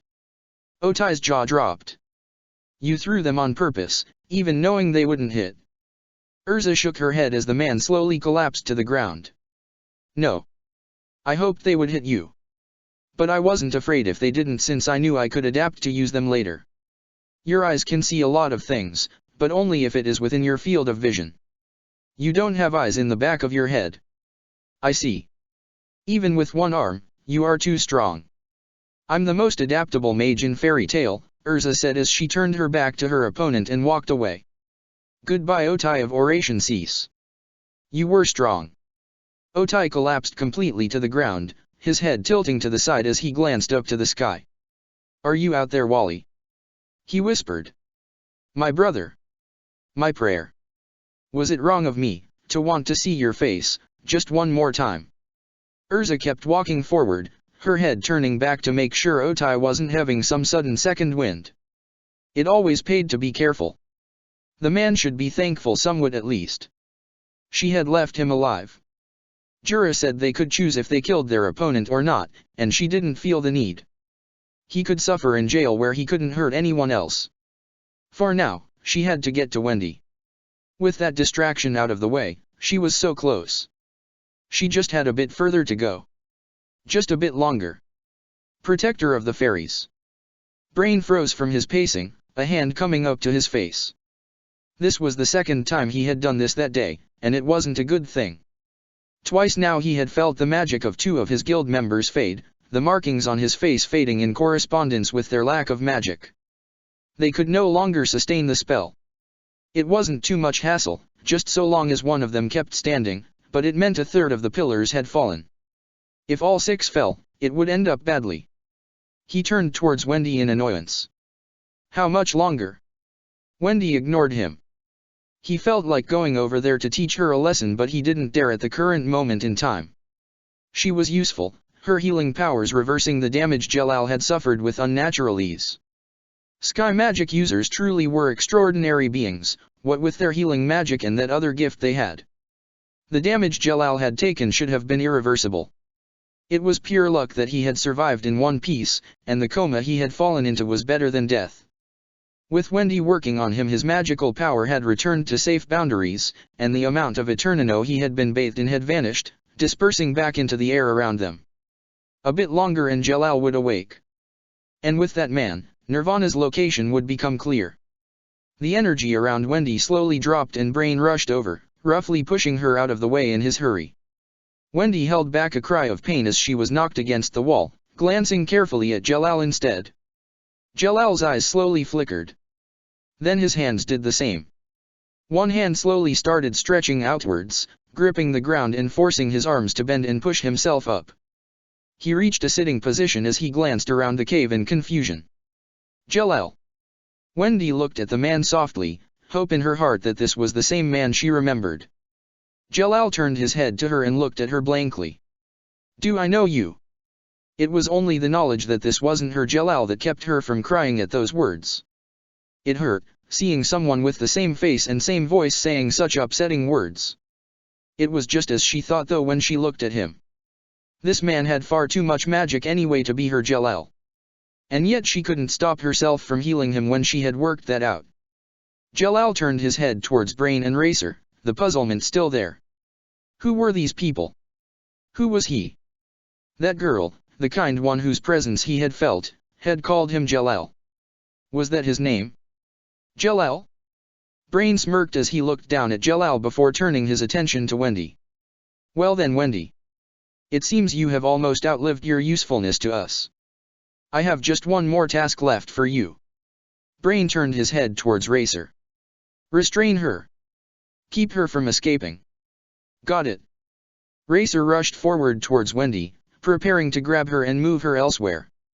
He didn't expect what happened next. 1 second he had been about to grab Wendy and the next he had been thrown across the room by a blast of light. Jalal moved quickly, grabbing Wendy in his arms before a golden aura enveloped them both. He sped out of the cave, the aura around him propelling him at a far greater speed than he thought he could achieve. He couldn't explain how he knew how to use this power. It was just instinct. One thing he had known was that the girl, Wendy she had been called, was in danger. He had felt her presence as he had slowly awoken, and he couldn't let them harm her. No one would touch her while he was here. He suddenly dodged to the left, avoiding a downwards kick from above. He glanced at the attacker to see it was the same person he had attacked before. Racer snarled at Jalal. What are you doing, Jalal? Give us the girl, and then lead us to Nirvana. Nirvana? What was that? It sounded familiar, but what was it? Why couldn't he remember? I won't let you take her, he heard his voice saying, ignoring the gasp he heard from Wendy. Wendy looked up at him in shock, realizing he wasn't actually kidnapping her.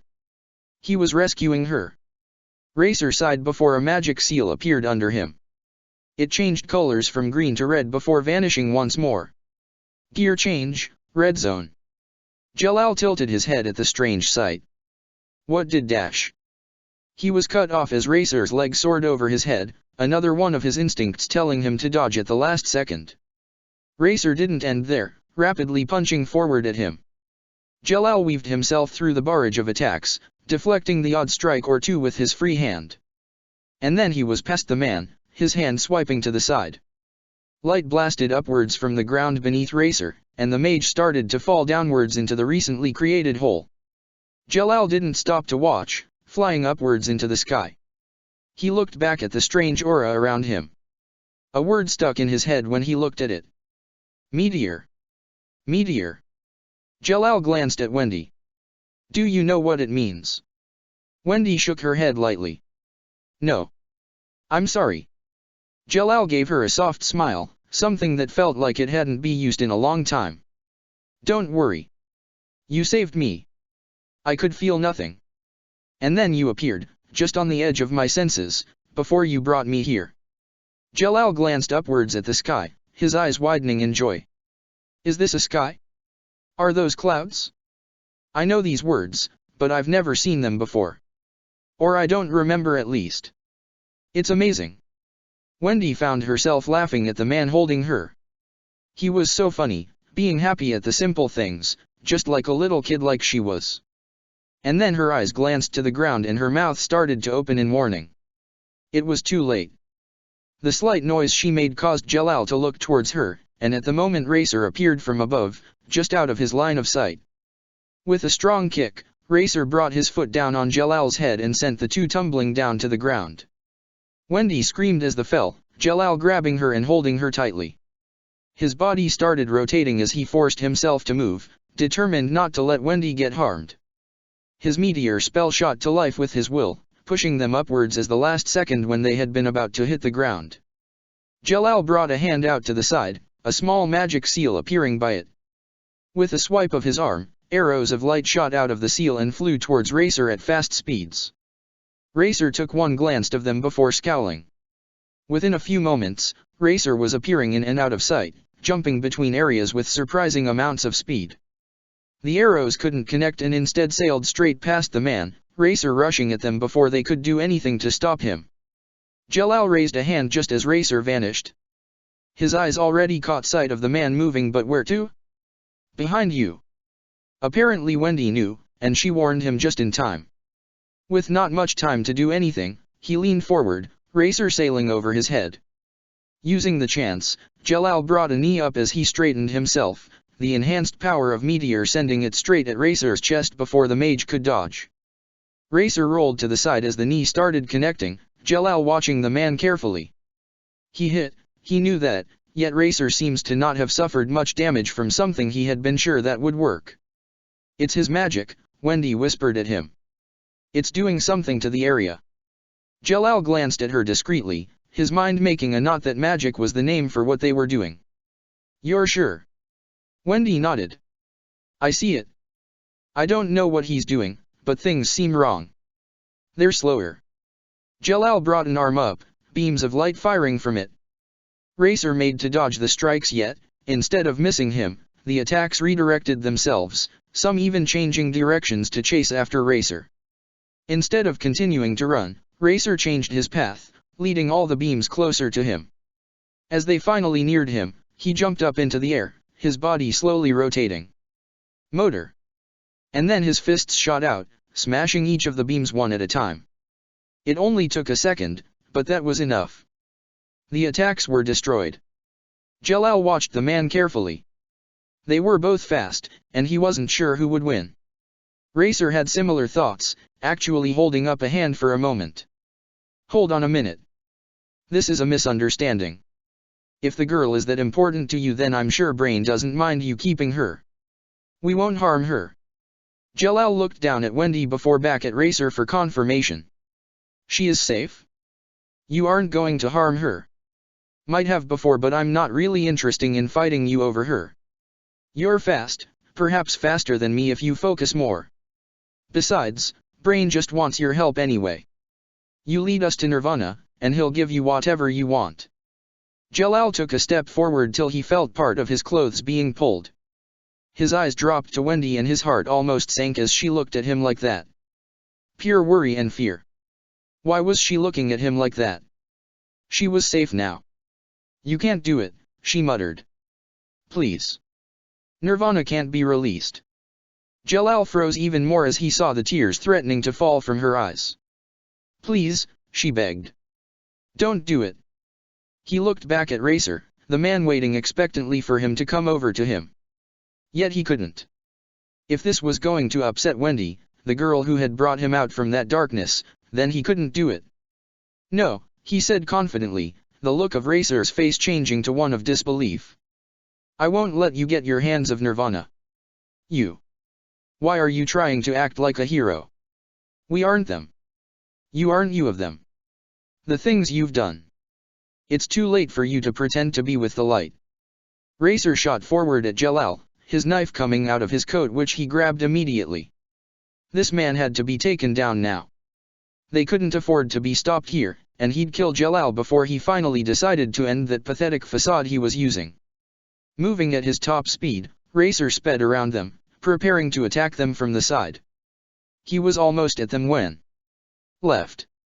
A blast of light shot out from the left side of Jalal, forcing him away from Racer just as the knife swiped at where his neck had been. How had the girl predicted where he had been about to attack from? It had to be a fluke. But he needed proof.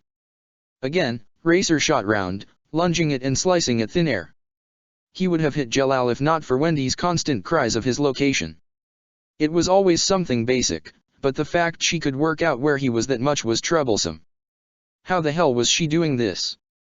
He had to deal with her first instead. He charged directly forward at them, ignoring Wendy's shout of front. To close the gap as fast as possible. The cost was a sudden hit by Jalal's magic, but he powered through it, plunging the knife forward at Wendy. That was the intention until Jalal saw the knife's path, his free arm coming up to block the deadly blade with his own body instead. The knife pierced the skin, but he didn't cry out, instead directing a look of rage at Racer. You've gone too far now. His arm moved, the knife tearing out of the skin clumsily and causing more damage, yet Jalal wasn't slowed. His hand reached forward and pressed itself against Racer's chest. A large blast of light shot at Racer from point-blank range, and he knew he couldn't dodge it. The blast hit him dead on end. To his pride, he managed to stay standing for a moment. That was until Jalal's fist smashed against his skull and sent him tumbling to the ground. Jalal wasn't done yet though, a large ball of light hovering above his hand before he smashed it down on Racer's body. A cough of blood escaped from Racer's throat as the pain began to become too much. And those eyes. Those were the eyes he remembered of Jalal. The look the man was giving him was one of no mercy, and one who was not afraid to kill. And Jalal didn't look done yet either. Before Jalal could launch another attack though, Wendy grabbed onto him, the action stopping Jalal and causing him to look down at her under his arm. "Wendy! Leave him!" She was scared. Jalal could hear it in her voice. She wasn't scared of Racer. He could see it. She was scared of him. "Okay," he whispered. "Don't worry. I'll stop." He turned on his heels, walking away from Racer. Racer smirked, jumping to his feet and charging at them. His hands worked at his coat and pulled it open, revealing a lacrima that had been attacked to his chest, the orbs on it flashing brightly. He knew what he was about to do. He had decided this himself years ago, and not even Brain knew about this last move of his. It was nothing short than a suicide run, but he would at least take out Jalal here. The man was too much of an unknown now, and they couldn't afford him interfering. The last of the lights flashed as he lunged at the two. His only wished he could see the world that would be created from Brain's actions, but it was too late now. And as he reached the two, he could see the shock and fear on their faces. "My prayer," he muttered as Jalal tried to escape. Racer hurried after him and not letting the man escape. To be faster, faster than anyone. The lacrima detonated, the blast exploding all around him as he perished from the blast. It spun outwards, rushing towards Jalal and Wendy.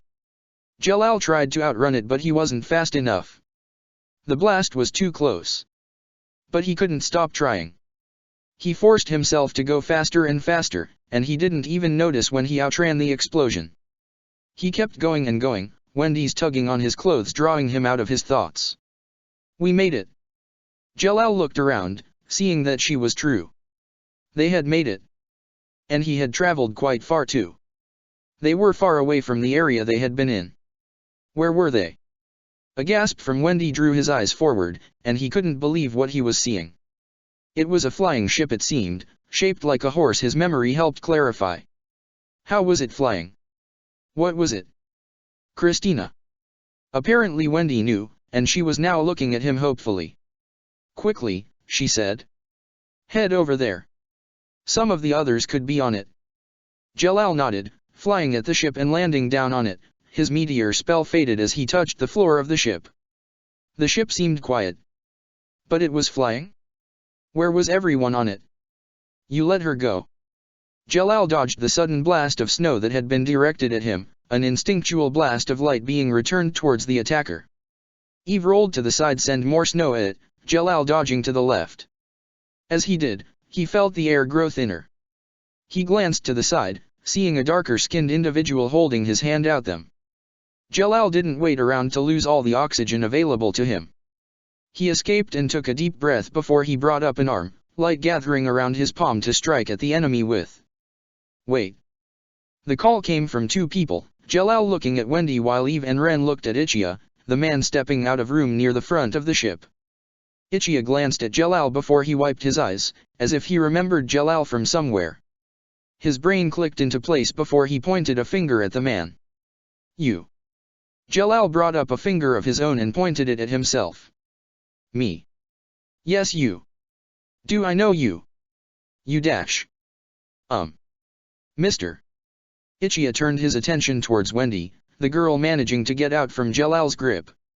"Wendy? I see. So this is why my apprentices were attacking Jalal here." Ichia turned his attention back to Jalal. "Let her go. Do that and we won't pursue you. He's not holding me hostage." Ichia stared at Wendy in disbelief. "He's not. I healed him when I found him, and he saved my life and got me away from Brain." "Wendy." A white cat stuck its head out of the open door Ichia had come from before. Wings sprouted from its back and it flew straight towards Wendy. "Carla." Wendy looked at Carla awkwardly, awaiting the oncoming lecture from her friend. "Are you okay? You didn't overuse your magic, did you?" She hadn't expected that, her expressions showing confusion. "Please," Carla scoffed. "You think I'm worried about who you heal? It's your power, so it's your choice. I just don't want you risking your life for strangers you don't even know." Wendy raised her arms and the cat flew into them willingly, Wendy hugging the cat fondly. "I'm okay, Carla, Don't worry.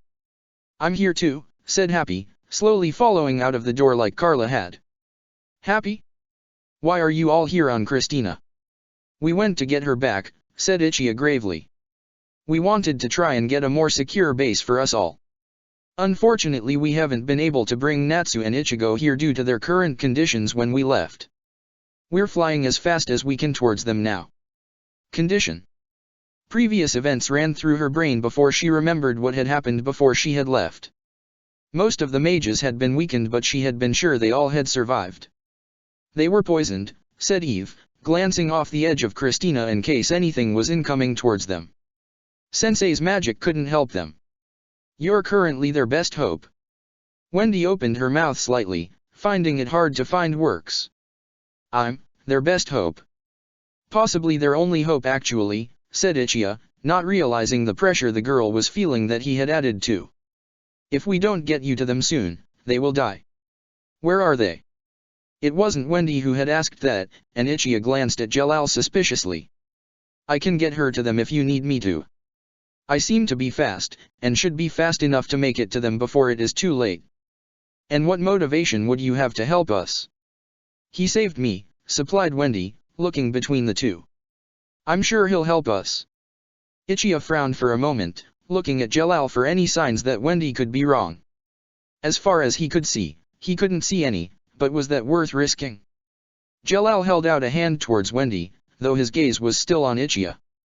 You said we were running out of time, didn't you? If time is such an issue, then let me help. I can make it.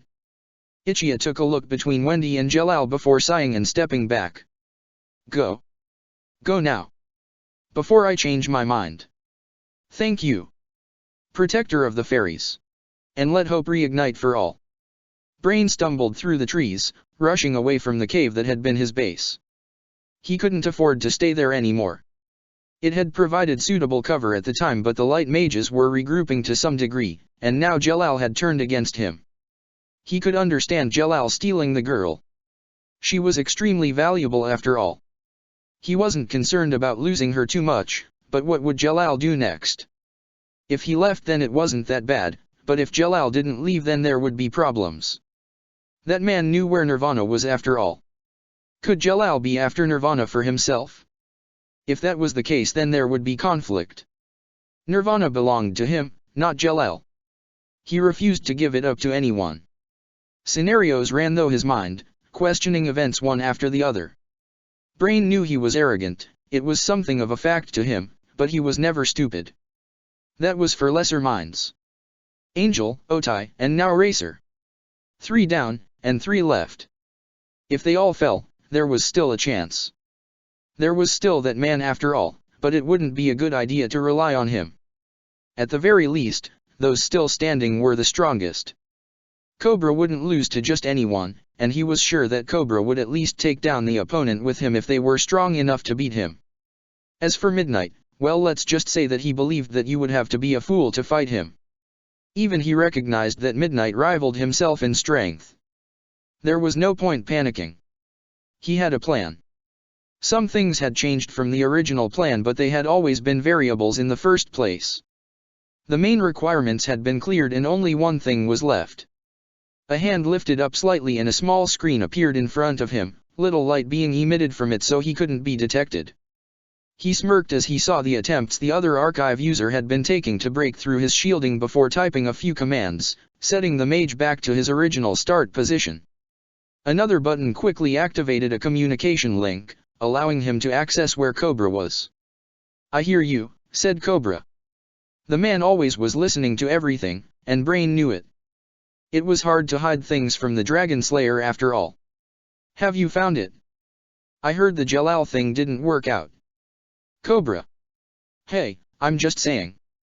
If he has the girl, do you want me to do that thing for you? Brain thought for a moment, realizing what Cobra was referring to. No, I still believe that things will play out in our favor. Do you not remember what that man said? He has been right so far. I feel like we should trust his words a bit longer for now. Cobra sighed. Can we even trust the man? I read his thoughts for a second before he realized and then nothing. I don't know how, but he stopped me from hearing anything else. I did warn you that he was dangerous. Just be thankful that he was there to help us. As for trust, well, you have to take some things with a grain of salt. So far everything has played out okay for us, but we still have to be cautious. That man could also be after Nirvana and just lacked an opportunity to get it. It's too late if that's the case. Brain could practically see Cobra smirking from his words. I found it. Brain's eyes widened before speaking urgently. Where? Where is it? Did anyone follow you? Are you dash? Relax already. I'm there now. And there isn't anyone dash. Brain looked at the archive screen in confusion. Cobra. Sorry, I was wrong. There is someone getting closer. I think I'm being tracked by that Shinigami that turned up after Ichigo did. Deal with him. Another pause happened while Brain waited for Cobra to finally speak. It may be troublesome to fight where I am right now. This guy is angry, that's for sure, but he could easily get the advantage in such an enclosed area. Where are you? I'll come to you now. No need, said Cobra confidently. I've got a present for you. Look up at the sky. Brain looked up, confused at what Cobra meant. And then he smiled as a pillar of black light shot out from the ground. Nirvana. Brain chuckled. You shouldn't have. Protector of the fairies. They aren't there, said Hibiki suddenly, Jura glancing up at the blonde-haired mage. Who isn't?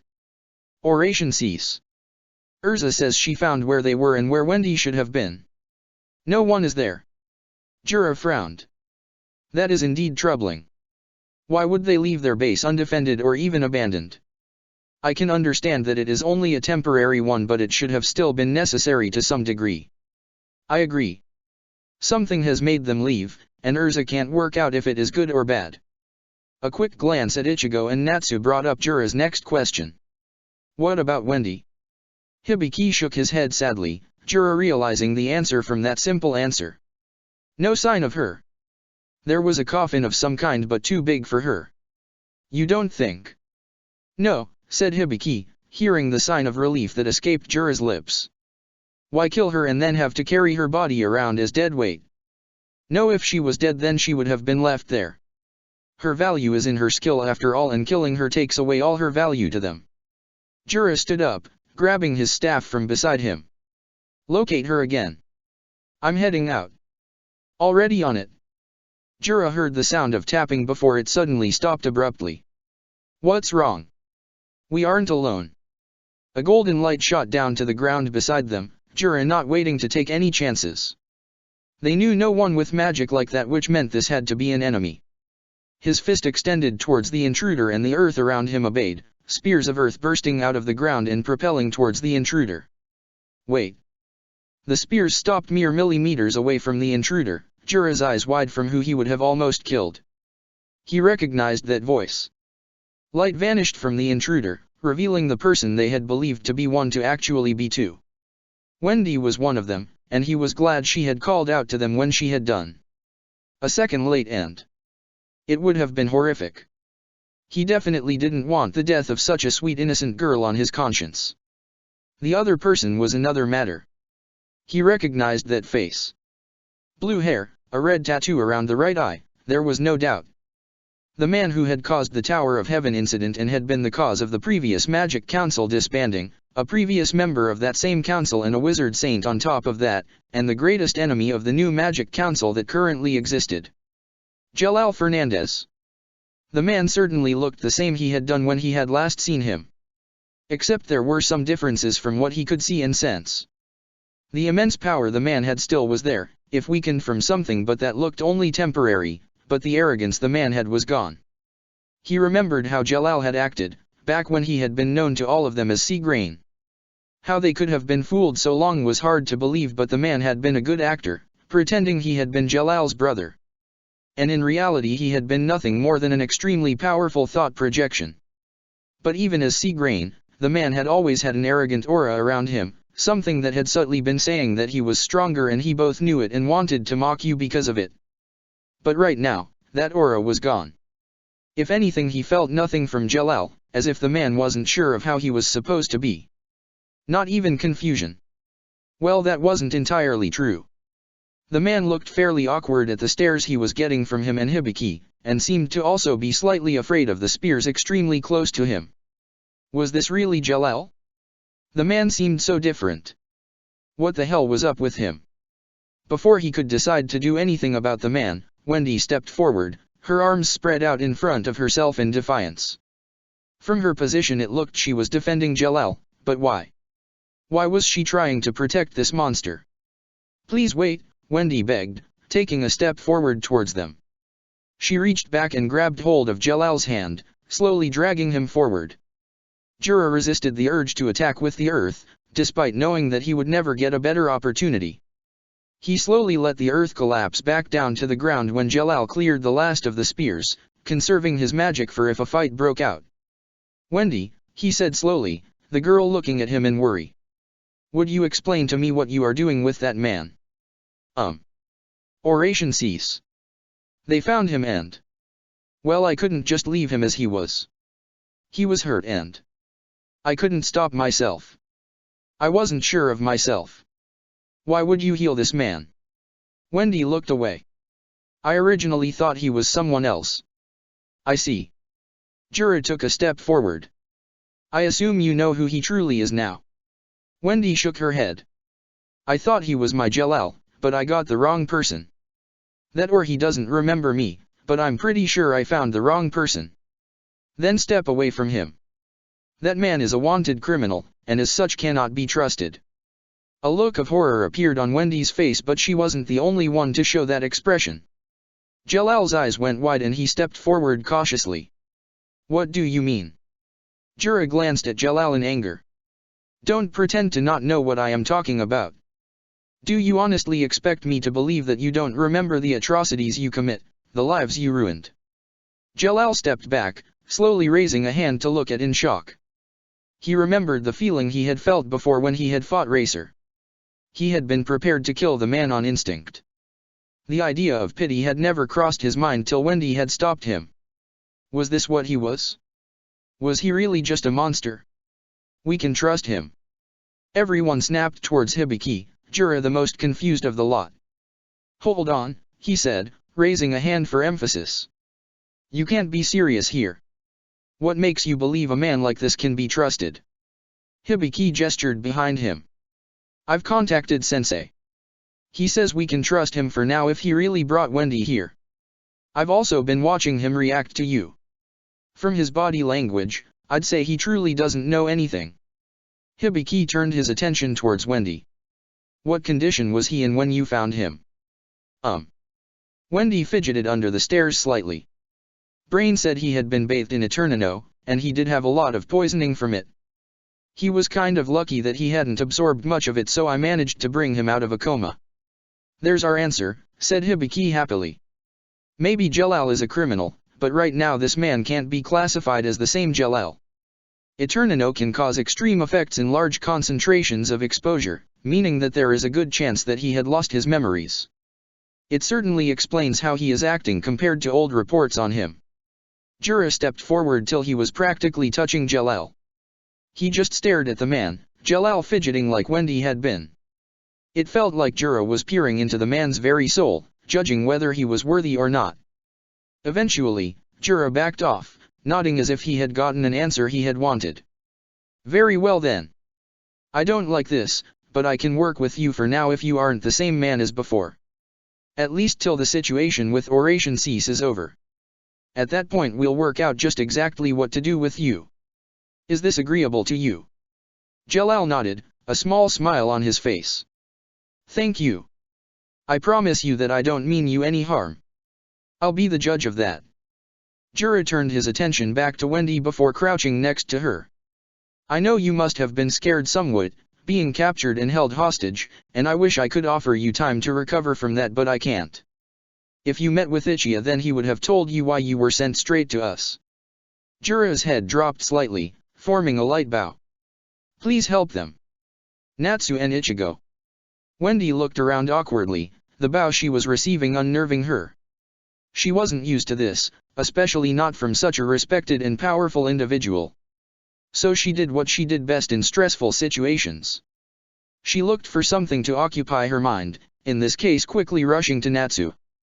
Kneeling beside the dragon slayer, she got to work, her magic springing to life. She ignored the impressed stares she could feel behind her as she worked, a faint light blue aura appearing around her hands. She had heard Brain mutter to his guild about how rare healing magic at her level was when he thought she wasn't listening. It hadn't been that much of a surprise to her, especially since her mother, Grandini, had always explained the importance of learning the healing aspects of her magic. She had said it was special and that it would come to help her later on. And her healing spells were special. Healing herself was impossible, but she could manipulate the air around to heal others, whether it was fixing injuries, removing fatigue, or even doing something simple like she was doing now, like removing poison. Well, maybe she was oversimplifying it when she described it as being simple, but it really was to her. The only tricky part came from the drain healing magic had on her. She hadn't had many people to treat before, and as such had always practiced on minor injuries on animals. Healing a normal person, however, required more magic, and right now she didn't have the greatest reserves to heal person after person without a break. Healing Jalal had already taken a massive chunk out of her reserves due to the man's death-like state, and it really was good that she only had to remove poison here. The people around her waited patiently, not daring to interrupt her. It was kind of nerve-wracking, the silence overbearing. It had been different with Jalal, as she had completely lost herself in her job, but something like poison meant that she just had to wait as her magic expelled it. It didn't require too much focus, even if it did feel more difficult than usual, and hence the silence felt more awkward than it should have been. Was the poison so bad that it was making her use more magic than usual? It felt like she was losing her grip on it to some degree, but some poisons truly did strange things. Finally, as the last bit of poison left Natsu's system, the magic around her vanished. She slowly stood up, swaying slightly from the sudden drain she felt from the spell. "I've healed him." "Really?" Jura and Hibiki crowded round her in shock, Hibiki quickly running a few scans to confirm her words. A massive smile appeared on his face as everything saw confirmed what Wendy had said. "That's incredible. You're amazing, Wendy." "Indeed, Wendy. Such a feat is truly incredible." She ignored the praise, walking over to where she was Ichigo. And then she stopped. She could feel it, she could see it, the very thing that made her unique and let her heal people so effectively was actually distracting her here, stopping her from approaching properly. It was hard for her to describe. She wanted to step forward but she couldn't move. Jura looked at her in confused and stepped towards her. "Wendy. You need me to heal him?" "Yes."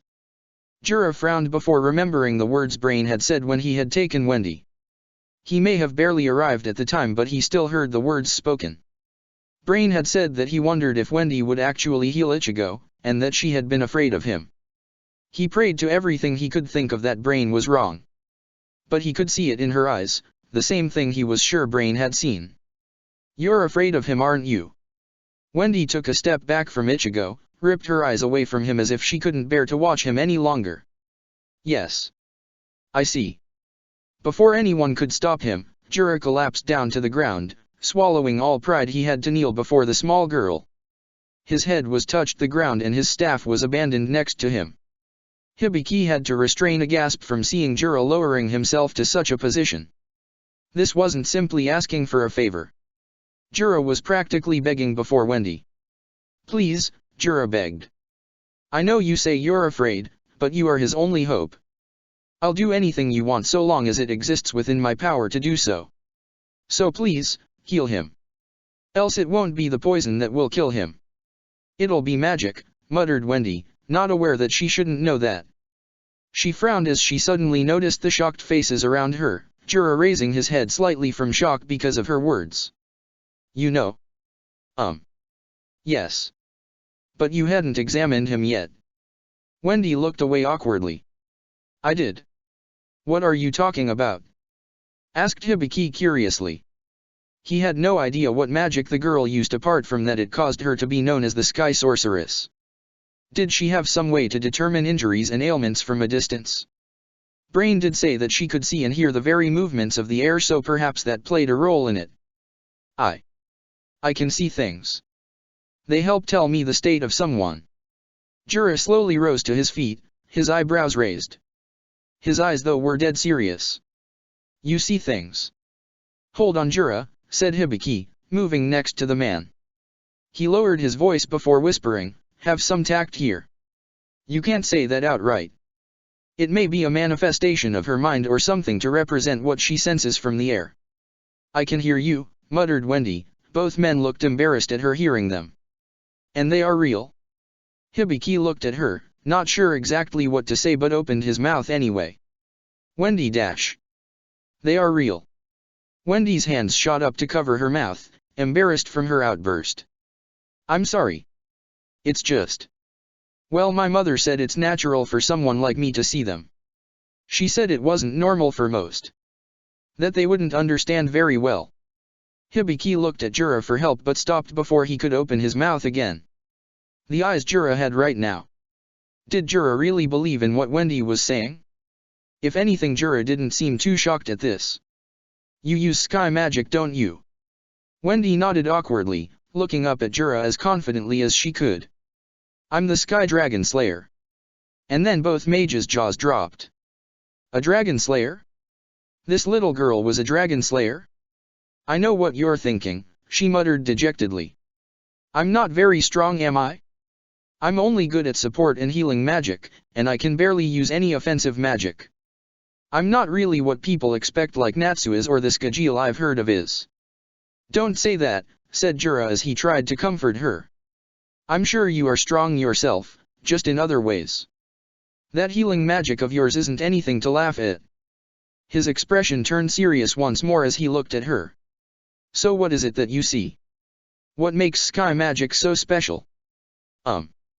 My mother, Grandini, she's a dragon by the way. She explained to me that sky magic was different from the other magic that involved use of the air. Wind, air, and sky, said Hibiki helpfully. Those are the three main recorded types of magic that involve air, though wind has always said to be the most deadly of the three. I suppose it is, muttered Wendy softly. She said that Wind Dragon Slayer magic was the best of the three for combat. The wind is sharper and faster, and those who used it were extremely deadly due to the cutting power behind their attacks. While air magic would be perhaps a type of effect magic. Asked Hibiki. I know that Ren uses it that way. Yes. It's better suited to cast effects within areas and allow the greatest freedom of movement by traveling through the air. Wendy took a small breath before continuing. Sky Dragon Slayer magic is, and has always been, different from all other Dragon Slayer magic. I think it applies to all other sky magic as well as it was meant to be something unique.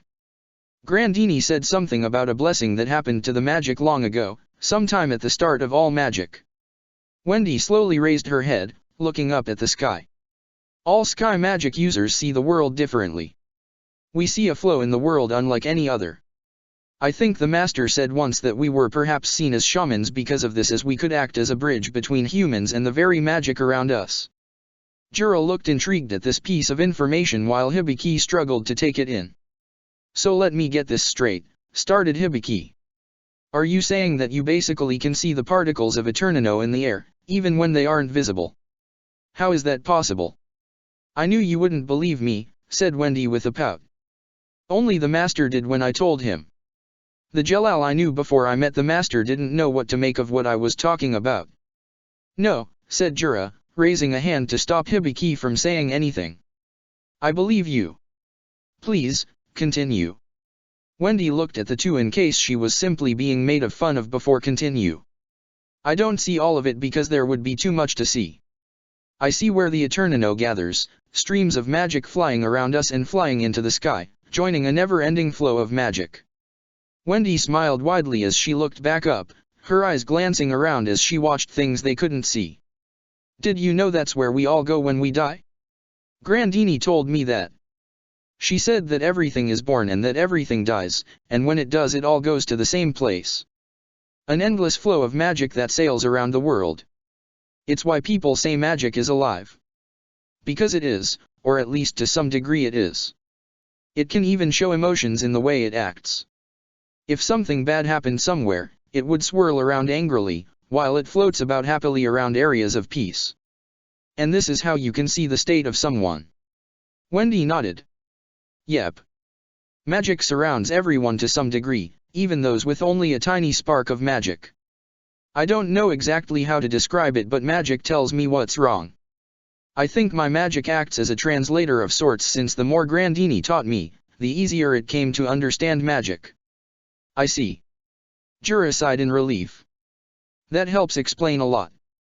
I thought you were afraid of Ichigo because of something he did, but I'm glad to see it was only because he had such a large volume of magic. I'm sure that must have been surprising for you. No, said Wendy honestly. The amount didn't bother me. Jura looked at her in disbelief. She simply responded to it with an "I was raised by a dragon" comment. And, thinking about it, that did answer it. A dragon was a creature with massive reserves of magic, something no normal human could ever equal. Ichigo had a lot of magic, no one could deny that, but a dragon would still have more.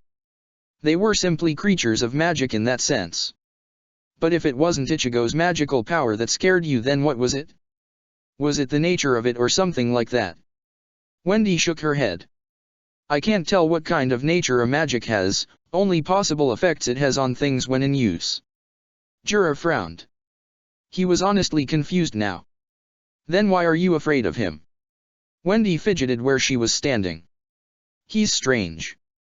I'm not the terrified afraid, but more the confused afraid. I haven't seen anything like I have around him. A gear seemed to click in his mind before he asked the question that had plagued his mind since Wendy had spoken about seeing things. What is happening with the magic around Ichigo? Wendy looked up at Jura in surprise. You know what's happening? No, but I've come across a sky magic user before. At the time, I believed his talk to be nothing but nonsense, but now before me is a second sky magic user describing the same things as he did. So what is happening to the magic around Ichigo? Wendy struggled with words for a moment. Around everyone.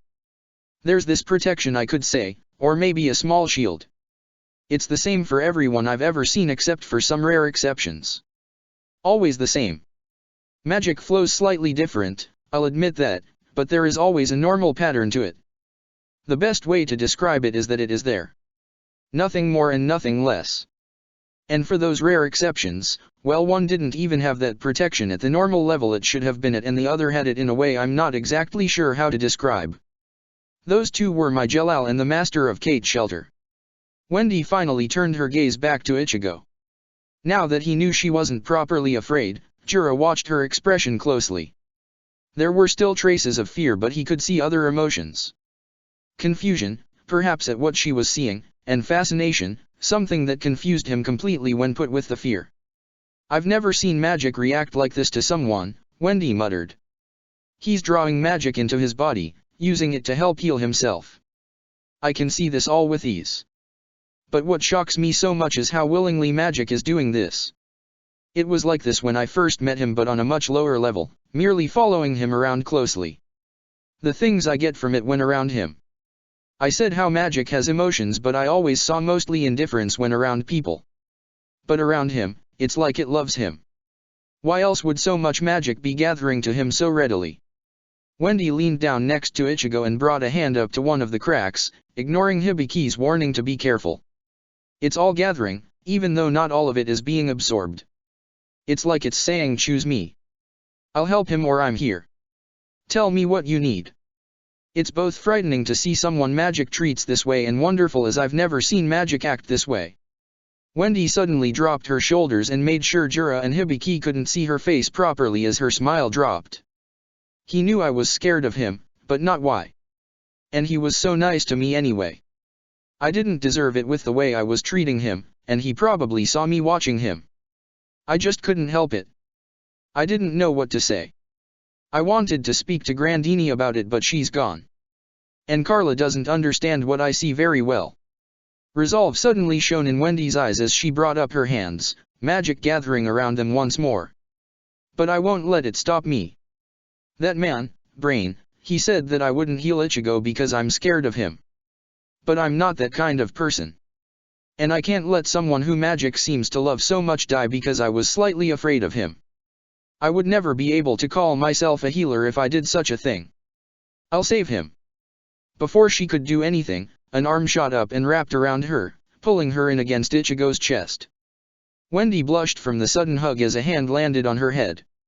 "So you didn't hate me," said Ichigo softly. "Good to know you are alright. I messed up back then when I tried to get you back." "Sorry." "That's impossible," said Jura before shooting a glare at Hibiki. The mage nodded, acknowledging what Jura wanted. He rushed over to Ichigo, his archive magic rapidly scanning Ichigo despite Ichigo's waving at the annoying screens.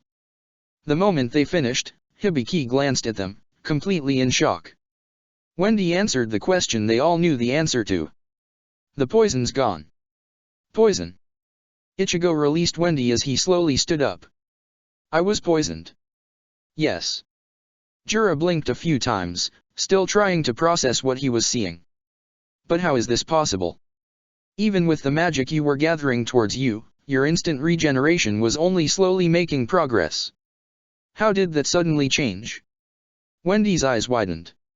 "When I was healing Natsu, I thought it was more difficult than it should have been. And it did drain me quite a bit too. More than I expected at least. That was you. You were drawing in my healing magic and having it purge the poison from your body. And the cracks are decreasing their draw of magic," said Hibiki as he glanced at an archive screen. "It looks like things are turning out okay." "Hold up," said Ichigo, a hand raised. "What do you mean that I was drawing in magic?" All pairs of eyes turned to look at him. Jura frowned and asked the question on everyone's mind. "Are you saying that you aren't aware of that ability?" "What ability?" You really don't know, do you?" Wendy glanced between the two in confusion. "But then if Ichigo doesn't have the ability to draw in magic, how was he doing so? Did you hear her explanation?" Ichigo glanced from Wendy to Jura before nodding. "Some would. I heard stuff about magic acting strangely. I'll explain the rest to you later then. Long story short, magic seems to like you for some reason and likely was trying to help you by forcing its way into your skin. That's the most likely reasoning behind what happened here." Hibiki and Wendy frowned at Jura, both realizing something was off with what Jura was saying. It seemed Ichigo didn't notice however and just accepted the answer, the two resolving to speak about it later with Jura. For some reason the man didn't want to say everything right now and was using some of Wendy's words as an excuse for what had been happening. It helped Ichigo hadn't heard all of the conversation, but for them it was strange. Hibiki knew that Jura seemed to be holding back on something and Wendy knew that wasn't how magic would work. She was what could be considered an expert on its behavior after all. Before anyone could say anything else, a massive amount of magic exploded from the ground in the distance. Despite their distance, they could see the sight clearly. A massive pillar of black light. Protector of the fairies. Ichigo stared across at the sky ahead of them, carefully managing the controls of Christina. Ren and Eve had taken refuge in the weapons areas for the time being, which meant he was left alone with Carla and Happy. This meant he could let some of his worries be shown without worrying about putting on a brave face for his disciples. "Do you think I made the right decision?" Carla glanced up at her from her position on one of the tables nearby before shrugging as best as she could. "I honestly don't know. Wendy can be fairly naive sometimes and will put too much faith in people. She's too trusting and that is both good and bad. If anything, she's too innocent. That's exactly how I want her to stay though. So she could have read Jalal wrong then. Is this Jalal truly that bad?" Wendy spoke of a Jalal when she was younger, but I don't know if they are the same Jalal. "He's evil," supplied Happy. "He was meant to Urza and tried to kill her. Natsu beat him up though, but he still did a lot of bad things to people." "I see." Carla sighed. "I'll say trust Wendy here. She knows that he isn't her Jalal, which means she was aware this man could be somewhat different, yet she still trusts him to some degree to help her. I don't know why and I won't pretend to know either, but perhaps she found something in him that makes him trustworthy." Carla glanced downwards, shaking her head slightly. "I'm afraid for Wendy, but I see no logical reason to have brought her to Christina in the first place if he wanted something from her. He had nothing to gain and a lot to lose. He could be worth taking a chance on right now, even if he has done a lot of bad stuff." "Still," said Happy. "How can we trust him after everything he did?" Carla froze before speaking slowly. Perhaps. Perhaps he didn't plan to do it all. Sometimes people need to do stuff because they were raised that way. Or perhaps an order existed commanding them to do such things. For all we know, he could have been fighting some unseen command and is now trying to go down his own path. Ichiya frowned at her explanation, sensing something wrong with it. He went to open his mouth, but he paused before any words could come out. He had no right to pry, especially with the expression that Cat was making. Okay, Ichiya finally said. I'll bear what you said in mind. Sometimes people can change. However, if he truly did such a thing to my Urza, well, maybe she shouldn't know he is with us right now. Happy startled. You want to keep a secret from Urza? Are you crazy? She'll kill us. It's for her own good, muttered Ichiya. Keeping secrets from our allies isn't right, but we need to think of a bigger picture here. It would be foolish to deny Jalal's strength if he can offer it to us. Even if Ichigo and Natsu recover quickly enough, how strong will they currently be? Natsu might be in the better condition while Ichigo may be almost drained because of his magic's efforts at keeping him alive. Jura is one of the strongest of us left, and we do have Shinji out there too, but I don't want to take any chances. We've already almost lost people. I don't want anyone here to die. Carla nodded at hearing Ichiya's words. Then you did make the right decision. We'll either win or lose, and we were, in my opinion, losing. Adding Jalal to the mix will either do nothing or have helped us get a chance to win. Happy caught their attention as he stared out of the glass of the cockpit. What's that? Carla and Ichiya looked forward, just in time to see the rest of the light burst from the ground, forming a pillar of black light in the distance. Ichiya sighed in resignation before slowly speaking. That is Nirvana. Protector of the fairies. Even if the light fades once more. Urza glanced around the cave, seeing nothing. Sighing one last time, she left it and headed back outside, sparing a quick glance at the pillar of black light that had burst from the ground. She wanted to head straight there, but she had to check back in with Hibiki so she could find what was happening with the others. Where was Wendy? She had to check multiple times just to satisfy her curiosity, but there was nothing. She was sure the girl had been there. The magic in the air still had a faint presence in it that belonged to her. She wished she could track Wendy down with it, but that was impossible for her, and by the time she found someone capable of doing that, the presence would be gone. So for now she needed to know what their next move was. Wendy was still a pressing issue, but so was Nirvana, because that had to be what that light was. It was dark, but it was also light. The magic radiating from Nirvana seemed like both, which was surprising. How could something be both light and dark? It was unusually one or the other, or sometimes even neither. But to be both at once was impossible. She reached her lone arm up to her neck and tabbed the symbol on her nape. Static filled her ears for a moment, which she winced at before Hibiki connected her through. Sorry about that. I'm getting some interference here, what with Nirvana being released. You sensed that, right? Not completely, but the others have a particular idea of what is happening. They're telling me something's wrong with it. That Nirvana is emitting magic that is both light and dark at the same time. I'm getting the same feeling from it. You don't seem surprised. Yes. The master said that he didn't understand exactly what Nirvana was, but he did say to be careful when the light rises from the ground. Those between both light and dark may find their allegiances switched. I wasn't meant to tell you this dash. Because of an increased risk of falling to Nirvana's influence, finished Urza for him. Don't worry, my resolve is strong right now. Did you say others before? Yes.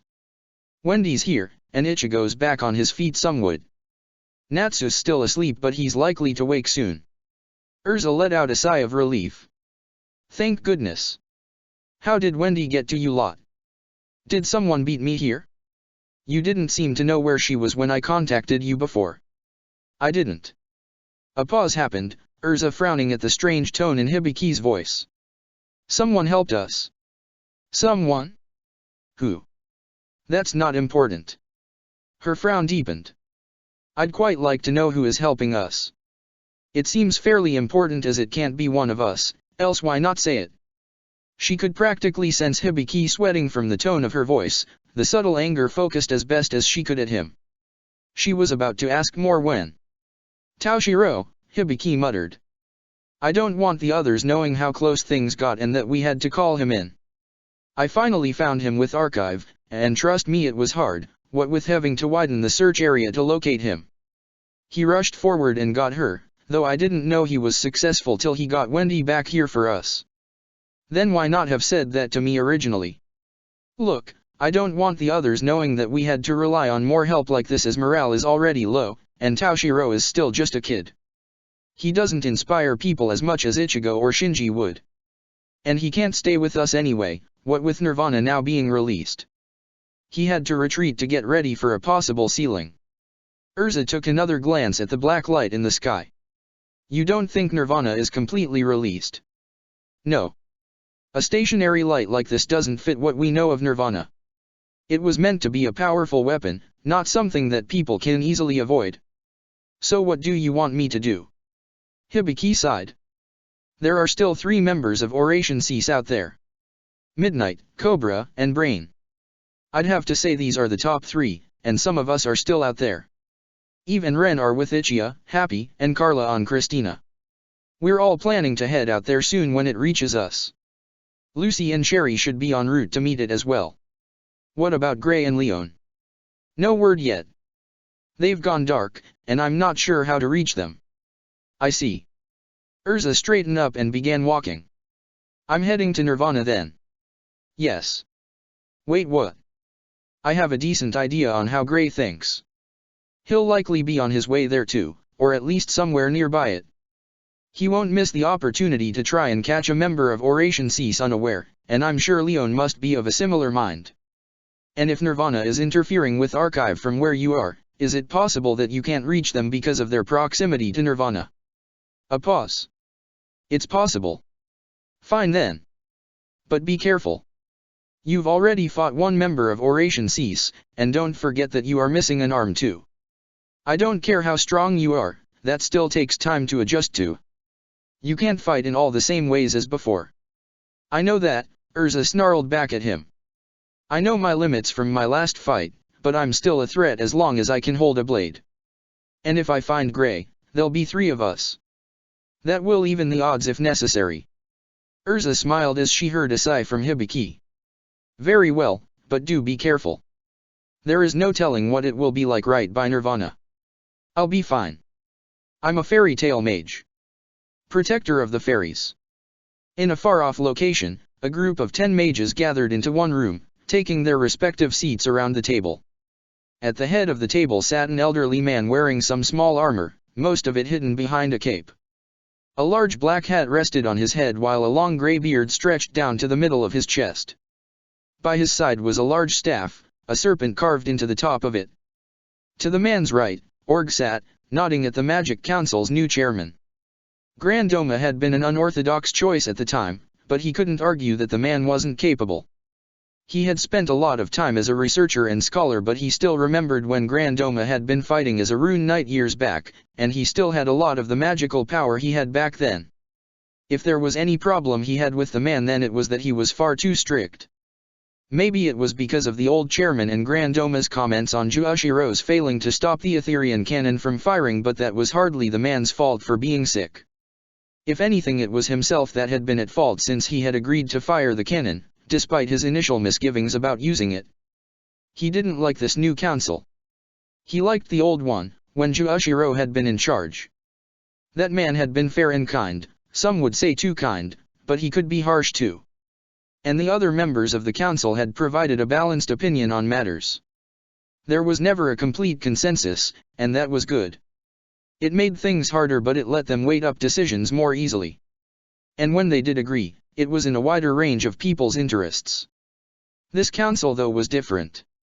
With the previous one disbanded and Juushiro nowhere to be found, Grand Doma had been elected quite quickly by a majority, and the man had been happy to accept the position. He had immediately started scouting possible council members after that, prepared to redeem the Magic Council in the eyes of the public and to regain their trust. And he was doing that. Etherian now required at least 9 members to agree on it, making sure it couldn't be wrongly used like it was last time. But Grand Doma was much stricter than Juashiro had ever been, and wanted people to reflect his own views too. The new council members were more agreeable to him, fewer differences of opinions among them. He had been surprised when he had been asked back to join the council, but he knew why. He had been the most agreeable out of all the previous councillors, his attitude matching Grand Doma's more closely. He couldn't deny that man, not after seeing the people he had gathered. They weren't bad, and they truly did think about the sake of the world, but they didn't think of different ways. He hadn't agreed with half the stuff Juashiro did, but he had never denied that they didn't work. And he had seen Juashiro reconsider ideas because of his own input. The worst was that Grand Doma had his own old attitude towards guilds, particularly Fairy Tail. He couldn't exactly blame the man, but he was pushing way too close against them that he should have been. Ichigo's inclusion to the Wizard Saints, along with Juashiro's last order that acted alongside Ichigo's rank, allowed Fairy Tail some reprieve. Grand Doma didn't like that. He was pushing closer and closer against it, seeing what he could do and what he couldn't. The man didn't like Fairy Tail, but he couldn't just outright defy Juashiro's old order without reason. Despite being the new chairman, people still remembered Juashiro and how loved he had been by the people. A way would be found though. He wished he hadn't grown to have like that guild because then he could have watched happily. Now he knew how Yahima felt for all those years as he defended Fairy Tail. He had been doing the same a lot recently, and maybe it was payment for what had almost happened to the Fairy Tail mages at the Tower of Heaven, but he didn't care. Fairy Tail wasn't the problem that should be focused on. They were a nuisance, not something to eradicate. And they had their uses too, no one could deny that about them. A slight cough caught his and the other councillors' attention, all eyes drawing towards the chairman. He slowly rose from his seat, an almost invisible aura showing around him which transmitted a feeling on how serious the situation was. "Thank you for all gathering so quickly. I assume you all heard the alert." Everyone nodded, even if they didn't know what the alert was for. It could have been any variety of things so long as it posed a significant danger to the world itself. Not 20 minutes ago did we sense the activation of a long-sealed weapon, one that should have remained sealed for many more years. I am of course referring to the magic known as Nirvana. A few short breaths were taking. They all knew exactly what danger Nirvana posed to everyone in the world. And suddenly gathering in the short time they had previously was no longer an annoyance. Everyone paid close attention to the chairman's words, letting him explain what had happened. Since its unsealing, the magic has bounced around the world, alerting many people to its return. Most won't recognize what it is, but a lot of the guild masters in Fiori have contacted me about it, asking what was happening. The guild masters of Blue Pegasus, Fairy Tail, Kate Shelter, and Lamia Scale have all admitted to having prior knowledge of this event, something they will all be punished for later due to not informing us of this previously. They had been contacted? Org scratched his beard slightly, wondering what Makarov had said about the situation. Perhaps he was about to find out. When asked why we weren't informed, they all claimed they had believed that they could stop Oration Cease, particularly Fairy Tail in this regard, and that the Rune Knights would not have been capable of such a task. There was the subtle jab, but he couldn't deny why they had done what they had done. He still believed in the power the Rune Knights possessed, but they were effective in large numbers. A small strike team of mages could be very effective at breaking the enemy by catching them unaware. From what knowledge I have obtained from Makarov, it seems they have at least the foresight to prepare for their inevitable failure. On site is currently 3 Shinigami, somehow all not a part of our all forces except for one, and even his loyalty is limited. Org held back a smirk. He remembered that kid. He had proved his use time after time, making it reasonable to keep Fairy Tail around as long as he had worked for them. And it seems Grand Doma didn't like having a Shinigami at Ichigo's level around when his loyalty wasn't to him. He wasn't Juashiro after all, and he doubted Ichigo's loyalty extended to Grand Doma like it had done with Juashiro. However, they have agreed to try and halt Nirvana's progress, using a Kidyu barrier of some kind to hold it at bay if it tries to leave the area. I have already sent out the order for the Rune Knights to mobilize. One of our generals has already volunteered to lead our forces out there, and they should reach Nirvana sometime in a few hours' time if they can move fast enough. Are we sending one of the Shinigami? Asked one of the counselors. Yes. I believe his abilities will be more than suitable for the task ahead. So it isn't as Hein then, muttered another of the counselors. Being suitable for tasks has never the way people describe that man. After the situation has been resolved, they will apprehend on mages present on site, both Oration Cease and the guild mages present. Org couldn't take this, stepping up from his seat. Chairman, with all due respect, we should avoid trying to arrest the mages present. They are trying to help the situation after all, and what kind of message would it send if such prominent mages were locked up because they tried to stop such a dangerous guild? Grand Domer raised a hand to his chin in thought. They still have caused a lot of problems here. Incidents like this must be handled by the Magic Council alone, not random guilds.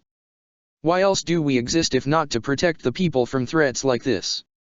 If Lamia Scale is involved, it is likely they have sent Juranikis with them. And one of the Shinigami on site must be Ichigo.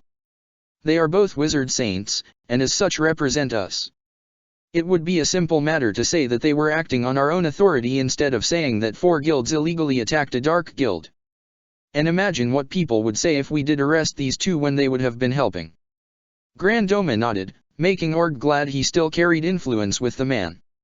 Agreed then. Any objections? No one vetoed, at which Org raised a point of his own once more.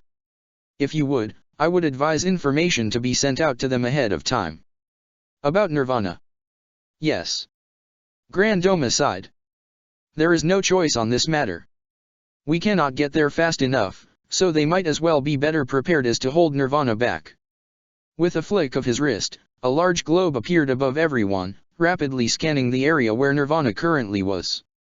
So he is there, is he? Muttered the chairman before a screen appeared with a download bar on it. When it finally reached 100%, all the screens vanished, a sigh escaping the man's lips. We are lucky that the hacker Blue Pegasus is there. He should have received the data quickly enough from the super archive. It is the origin of his magic after all. Org lowered himself back onto his seat, a smirk hidden from his face. He'd done his job, keeping those mages out of trouble and making sure they had the help they needed. Now all they could do is wait, hoping that they would pull out a miracle. If Juushiro had believed in Ichigo, then he guessed he would do the same too. Protector of the fairies. Why did you lie about Taushiro? Hibiki glanced towards Ichigo, the Shinigami in question stretching slightly to get rid of stiffness in his limbs. Why are you sure it's a lie? Ichigo shrugged. I know Taushiro. He isn't here, and he isn't the type of person to bring someone aid and then leave until he knows if they will be alright. And I don't sense him anywhere nearby. Hibiki sighed. You're right. I didn't want to risk her knowing about Jalal. Jalal. Ichigo turned his head to look at where Jalal was standing, still staying near the edge of the group and obviously uncomfortable with the distrust he was facing. Wait, hold on. Isn't that Sea Grain? Jalal looked confused at the name. Sea Grain. He quickly turned to Wendy. I thought Jalal was my name. It is, interrupted Jura. But you went by another name at one point. Sea Grain, a member of the Magic Council and a wizard saint, also responsible for destroying the previous Magic Council and creating an international incident. Sea Grain did that. Ichigo looked at Jalal with a calculating glare. Are we sure we're looking at the same person? This doesn't look like he could do such a thing, though he certainly doesn't seem to be acting as he was when I met him that one time. He's lost his memories, added Hibiki helpfully. We're trusting him for now. That's fine with me. So long as he doesn't harm us, I won't complain. But why did you lie earlier? He has history with Fairy Tail from what the master told me. You weren't there at the time so you wouldn't know, but he caused some of their members a lot of pain. And I've heard rumors about how Urza acted around him when he was Sea Grain. I don't think she would take kindly to his help. And right now, we need the help. Help. Yes, said Jura, walking up to Ichigo. I'm afraid that despite taking out 3 of them that we still have problems. I'm able to manage at least one of them, I believe, and we still have a team of Gray and Leon out there too. Urza may be able to take a second one out, but it is debatable at this moment. Shinji is out there somewhere, but will he even find one of them? Jalal will help fill the gap for now. Wait. What about me? Jura patted Ichigo on the back. Sorry about this. Before Ichigo could react, Jura slammed a fist into his stomach. Ichigo doubled over in pain, but Jura wasn't done, bringing the arm that had been around Ichigo's back and using it to smash Ichigo against the ground. Wendy started rushing towards them the moment Ichigo hit the ground, not seeing a single bit of movement coming from Ichigo outside of natural breathing. Why did you do that? She demanded, her magic already springing into life to begin trying to wake Ichigo. Jura reached forward quickly and pulled her away. No. Leave him like this. Before anyone could stop him, Jura grabbed Ichigo's body and marched over to Jalal, reluctantly placing Ichigo in the man's arms. He did the same with Natsu before facing Jalal seriously. I'm putting my faith in you for now, trusting you won't betray us. Ichigo will report to Hibiki when you reach Christina once more. After that, hunt down any members of Oration Cease that you can. Jalal nodded before his magic burst to life around him, taking off and flying away. Jura watched him leave before finally turning to face an impatient Wendy and Hibiki. Go on, ask away. All right then, started Hibiki. Why did you do that? Ichigo could have helped? Didn't we do all of this to get Ichigo back into the fight? Did you not look at him? Jura shook his head. No, he wasn't in any condition to fight effectively. Did you not see how easily I took him down? That shouldn't have been enough in normal situations, even with a surprise attack. Wendy slowly raised a hand, drawing Jura's attention. But, he healed with help of my magic. He healed the poison, but there is a difference from his normal condition. The drain on his magic is a significant issue, one that we can't fix and we shouldn't get his friends to fix, not when they need as much power themselves as possible. And consider how much strain his body must have endured from rapidly absorbing magic as he was doing. But he looked fine, said Hibiki. We saw him. The cracks closed.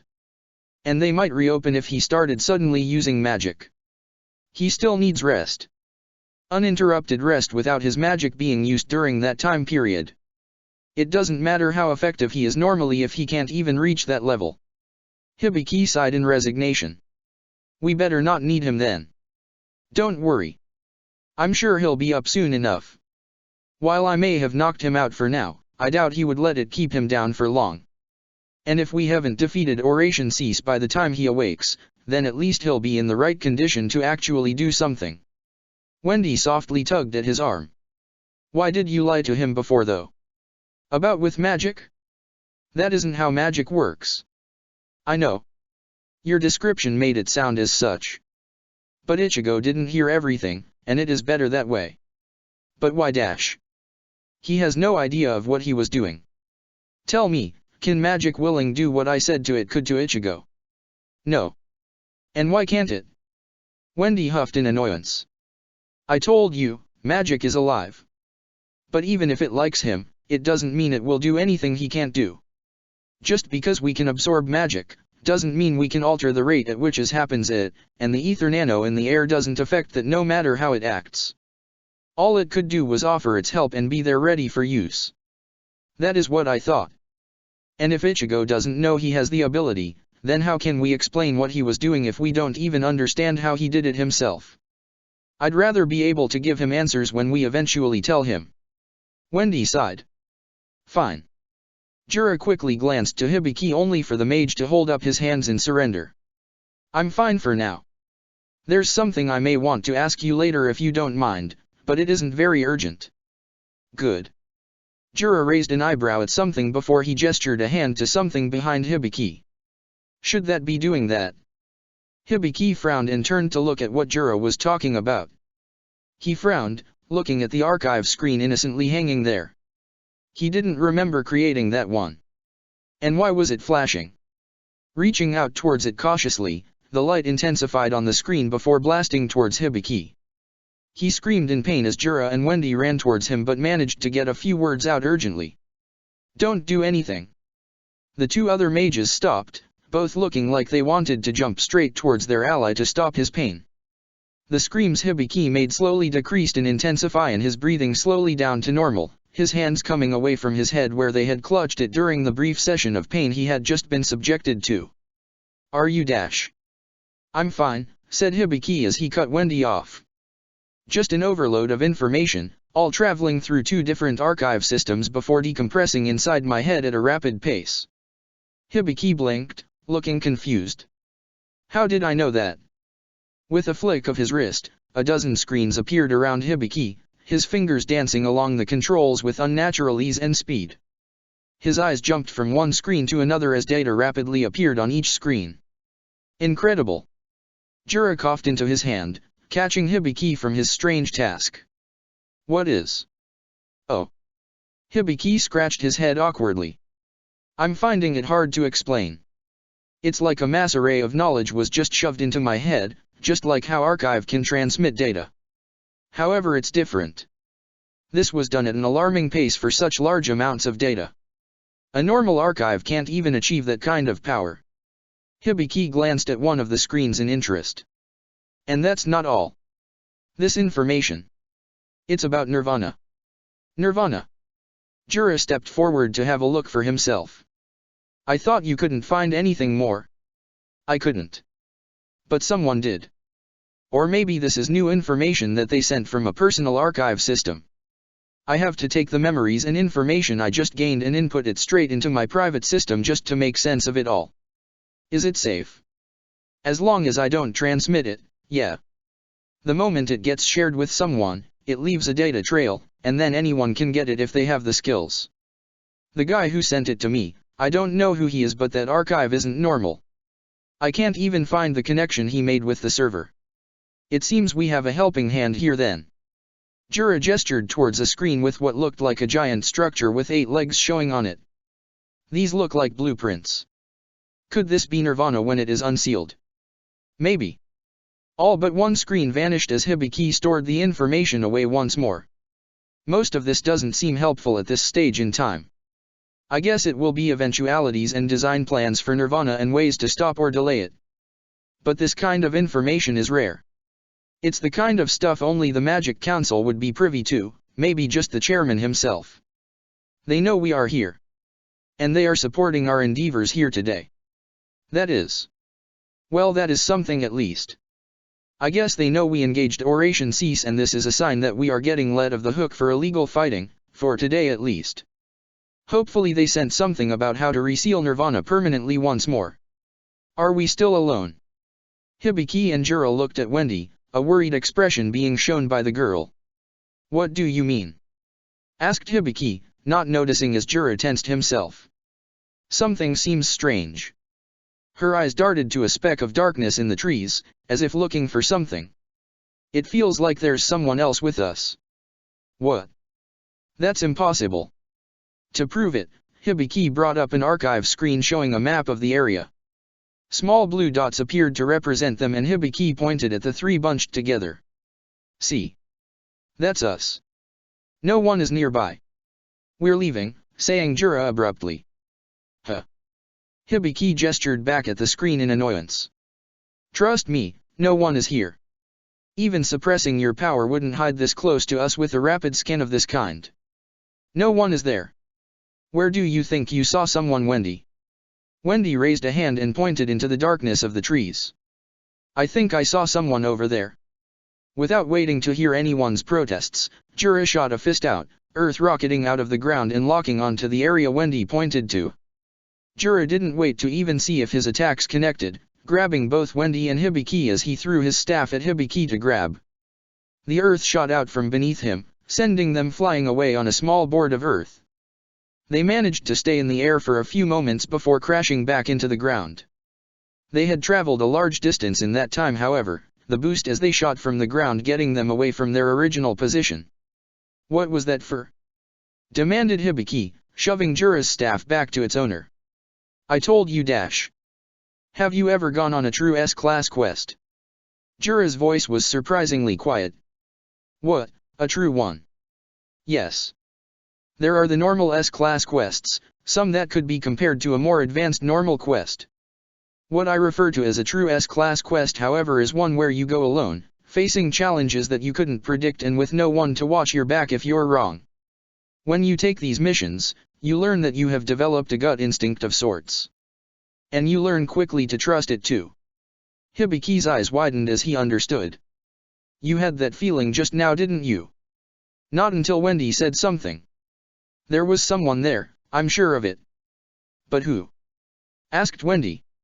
I couldn't find him properly. I only saw a disturbance of sorts. I don't know. Jura sighed. Why didn't they attack? Were they too weak? Or did they want something else? Information? Nirvana? I don't like this. There are too many unknowns today. That's not the only thing, said Hibiki, panic entering in his voice. Slowly, red dot after red dot began appearing rapidly on the map, their numbers far surpassing their own. For every blue dot on the map, there were 15 red ones to oppose them. We need to keep moving.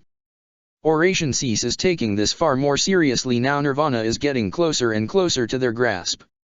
Wendy began shaking from the sheer number of enemies that were appearing. It's all over. A reassuring hand landed on her shoulder, Jura smiling down at her. Don't be scared. We're all still here. We won't lose hope as long as a speck of light still shines. That's all the dark guilds under Oration Cease, whispered Hibiki, making sure Wendy couldn't hear him. Hope is getting smaller and smaller. How can you still believe we can win? Jura smiled at the man sadly. Because if I don't, then how can I expect anyone to fight for that cause? Protector of the Fairies. As the sun set, Gray and Leon rushed through the trees, searching for the member of Oration Cease they had spotted earlier. They had been chasing the man for a while now, and they didn't know what his game was. They had found Midnight barely an hour ago, and since then he had led them on a wild goose chase, purposely dragging them along the worst paths possible. They had lost him as many times as they had found him by now, and the man refused to even stay and fight them. It was infuriating for both of them that Midnight didn't even acknowledge them as a proper threat to be faced. It didn't help that they had to follow the man closer and closer to that pillar of black light. It seemed wrong, and it had to be what Nirvana. What else could it be? And to make matters worse, they couldn't even contact Hibiki and the others anymore. The closer they had gotten to Nirvana, the more interference they had gotten. At first they had lost the ability to communicate in response to what they heard. Later on it had been missing parts of conversations. And now they couldn't even contact him. It made things dangerous. How could they contact for help if they couldn't contact anyone? And it looked like Midnight was slowly down bit by bit. There was no way it could be exhaustion, as it was too deliberate. He was purposely slowing down, likely happy with where he had led them to. It suddenly occurred to them that perhaps this was what Midnight had wanted from the start. To draw them somewhere where he would have an advantage, one likely to be tremendous due to the time he had spent looking for one. Both suddenly stopped as Midnight froze, turning back round to face them with a sinister smirk on his face. His hands slowly rose and both ice mages brought their hands up into a creation stance, one closed fist on top of an open palm. However, Midnight only clapped, the smirk never vanishing. I didn't expect you to pursue me so long. I guess I've played long enough. Father did say that if no one changed then I could do as I wished. Changed? What was Midnight referring to? Gray and Leon glanced at one another before tensing, ice gathering between their palms and their fists. Well then, will you help me pass the time? It's been a while since I truly got to cut loose. Protector of the Fairies. Check the description for the links to the author.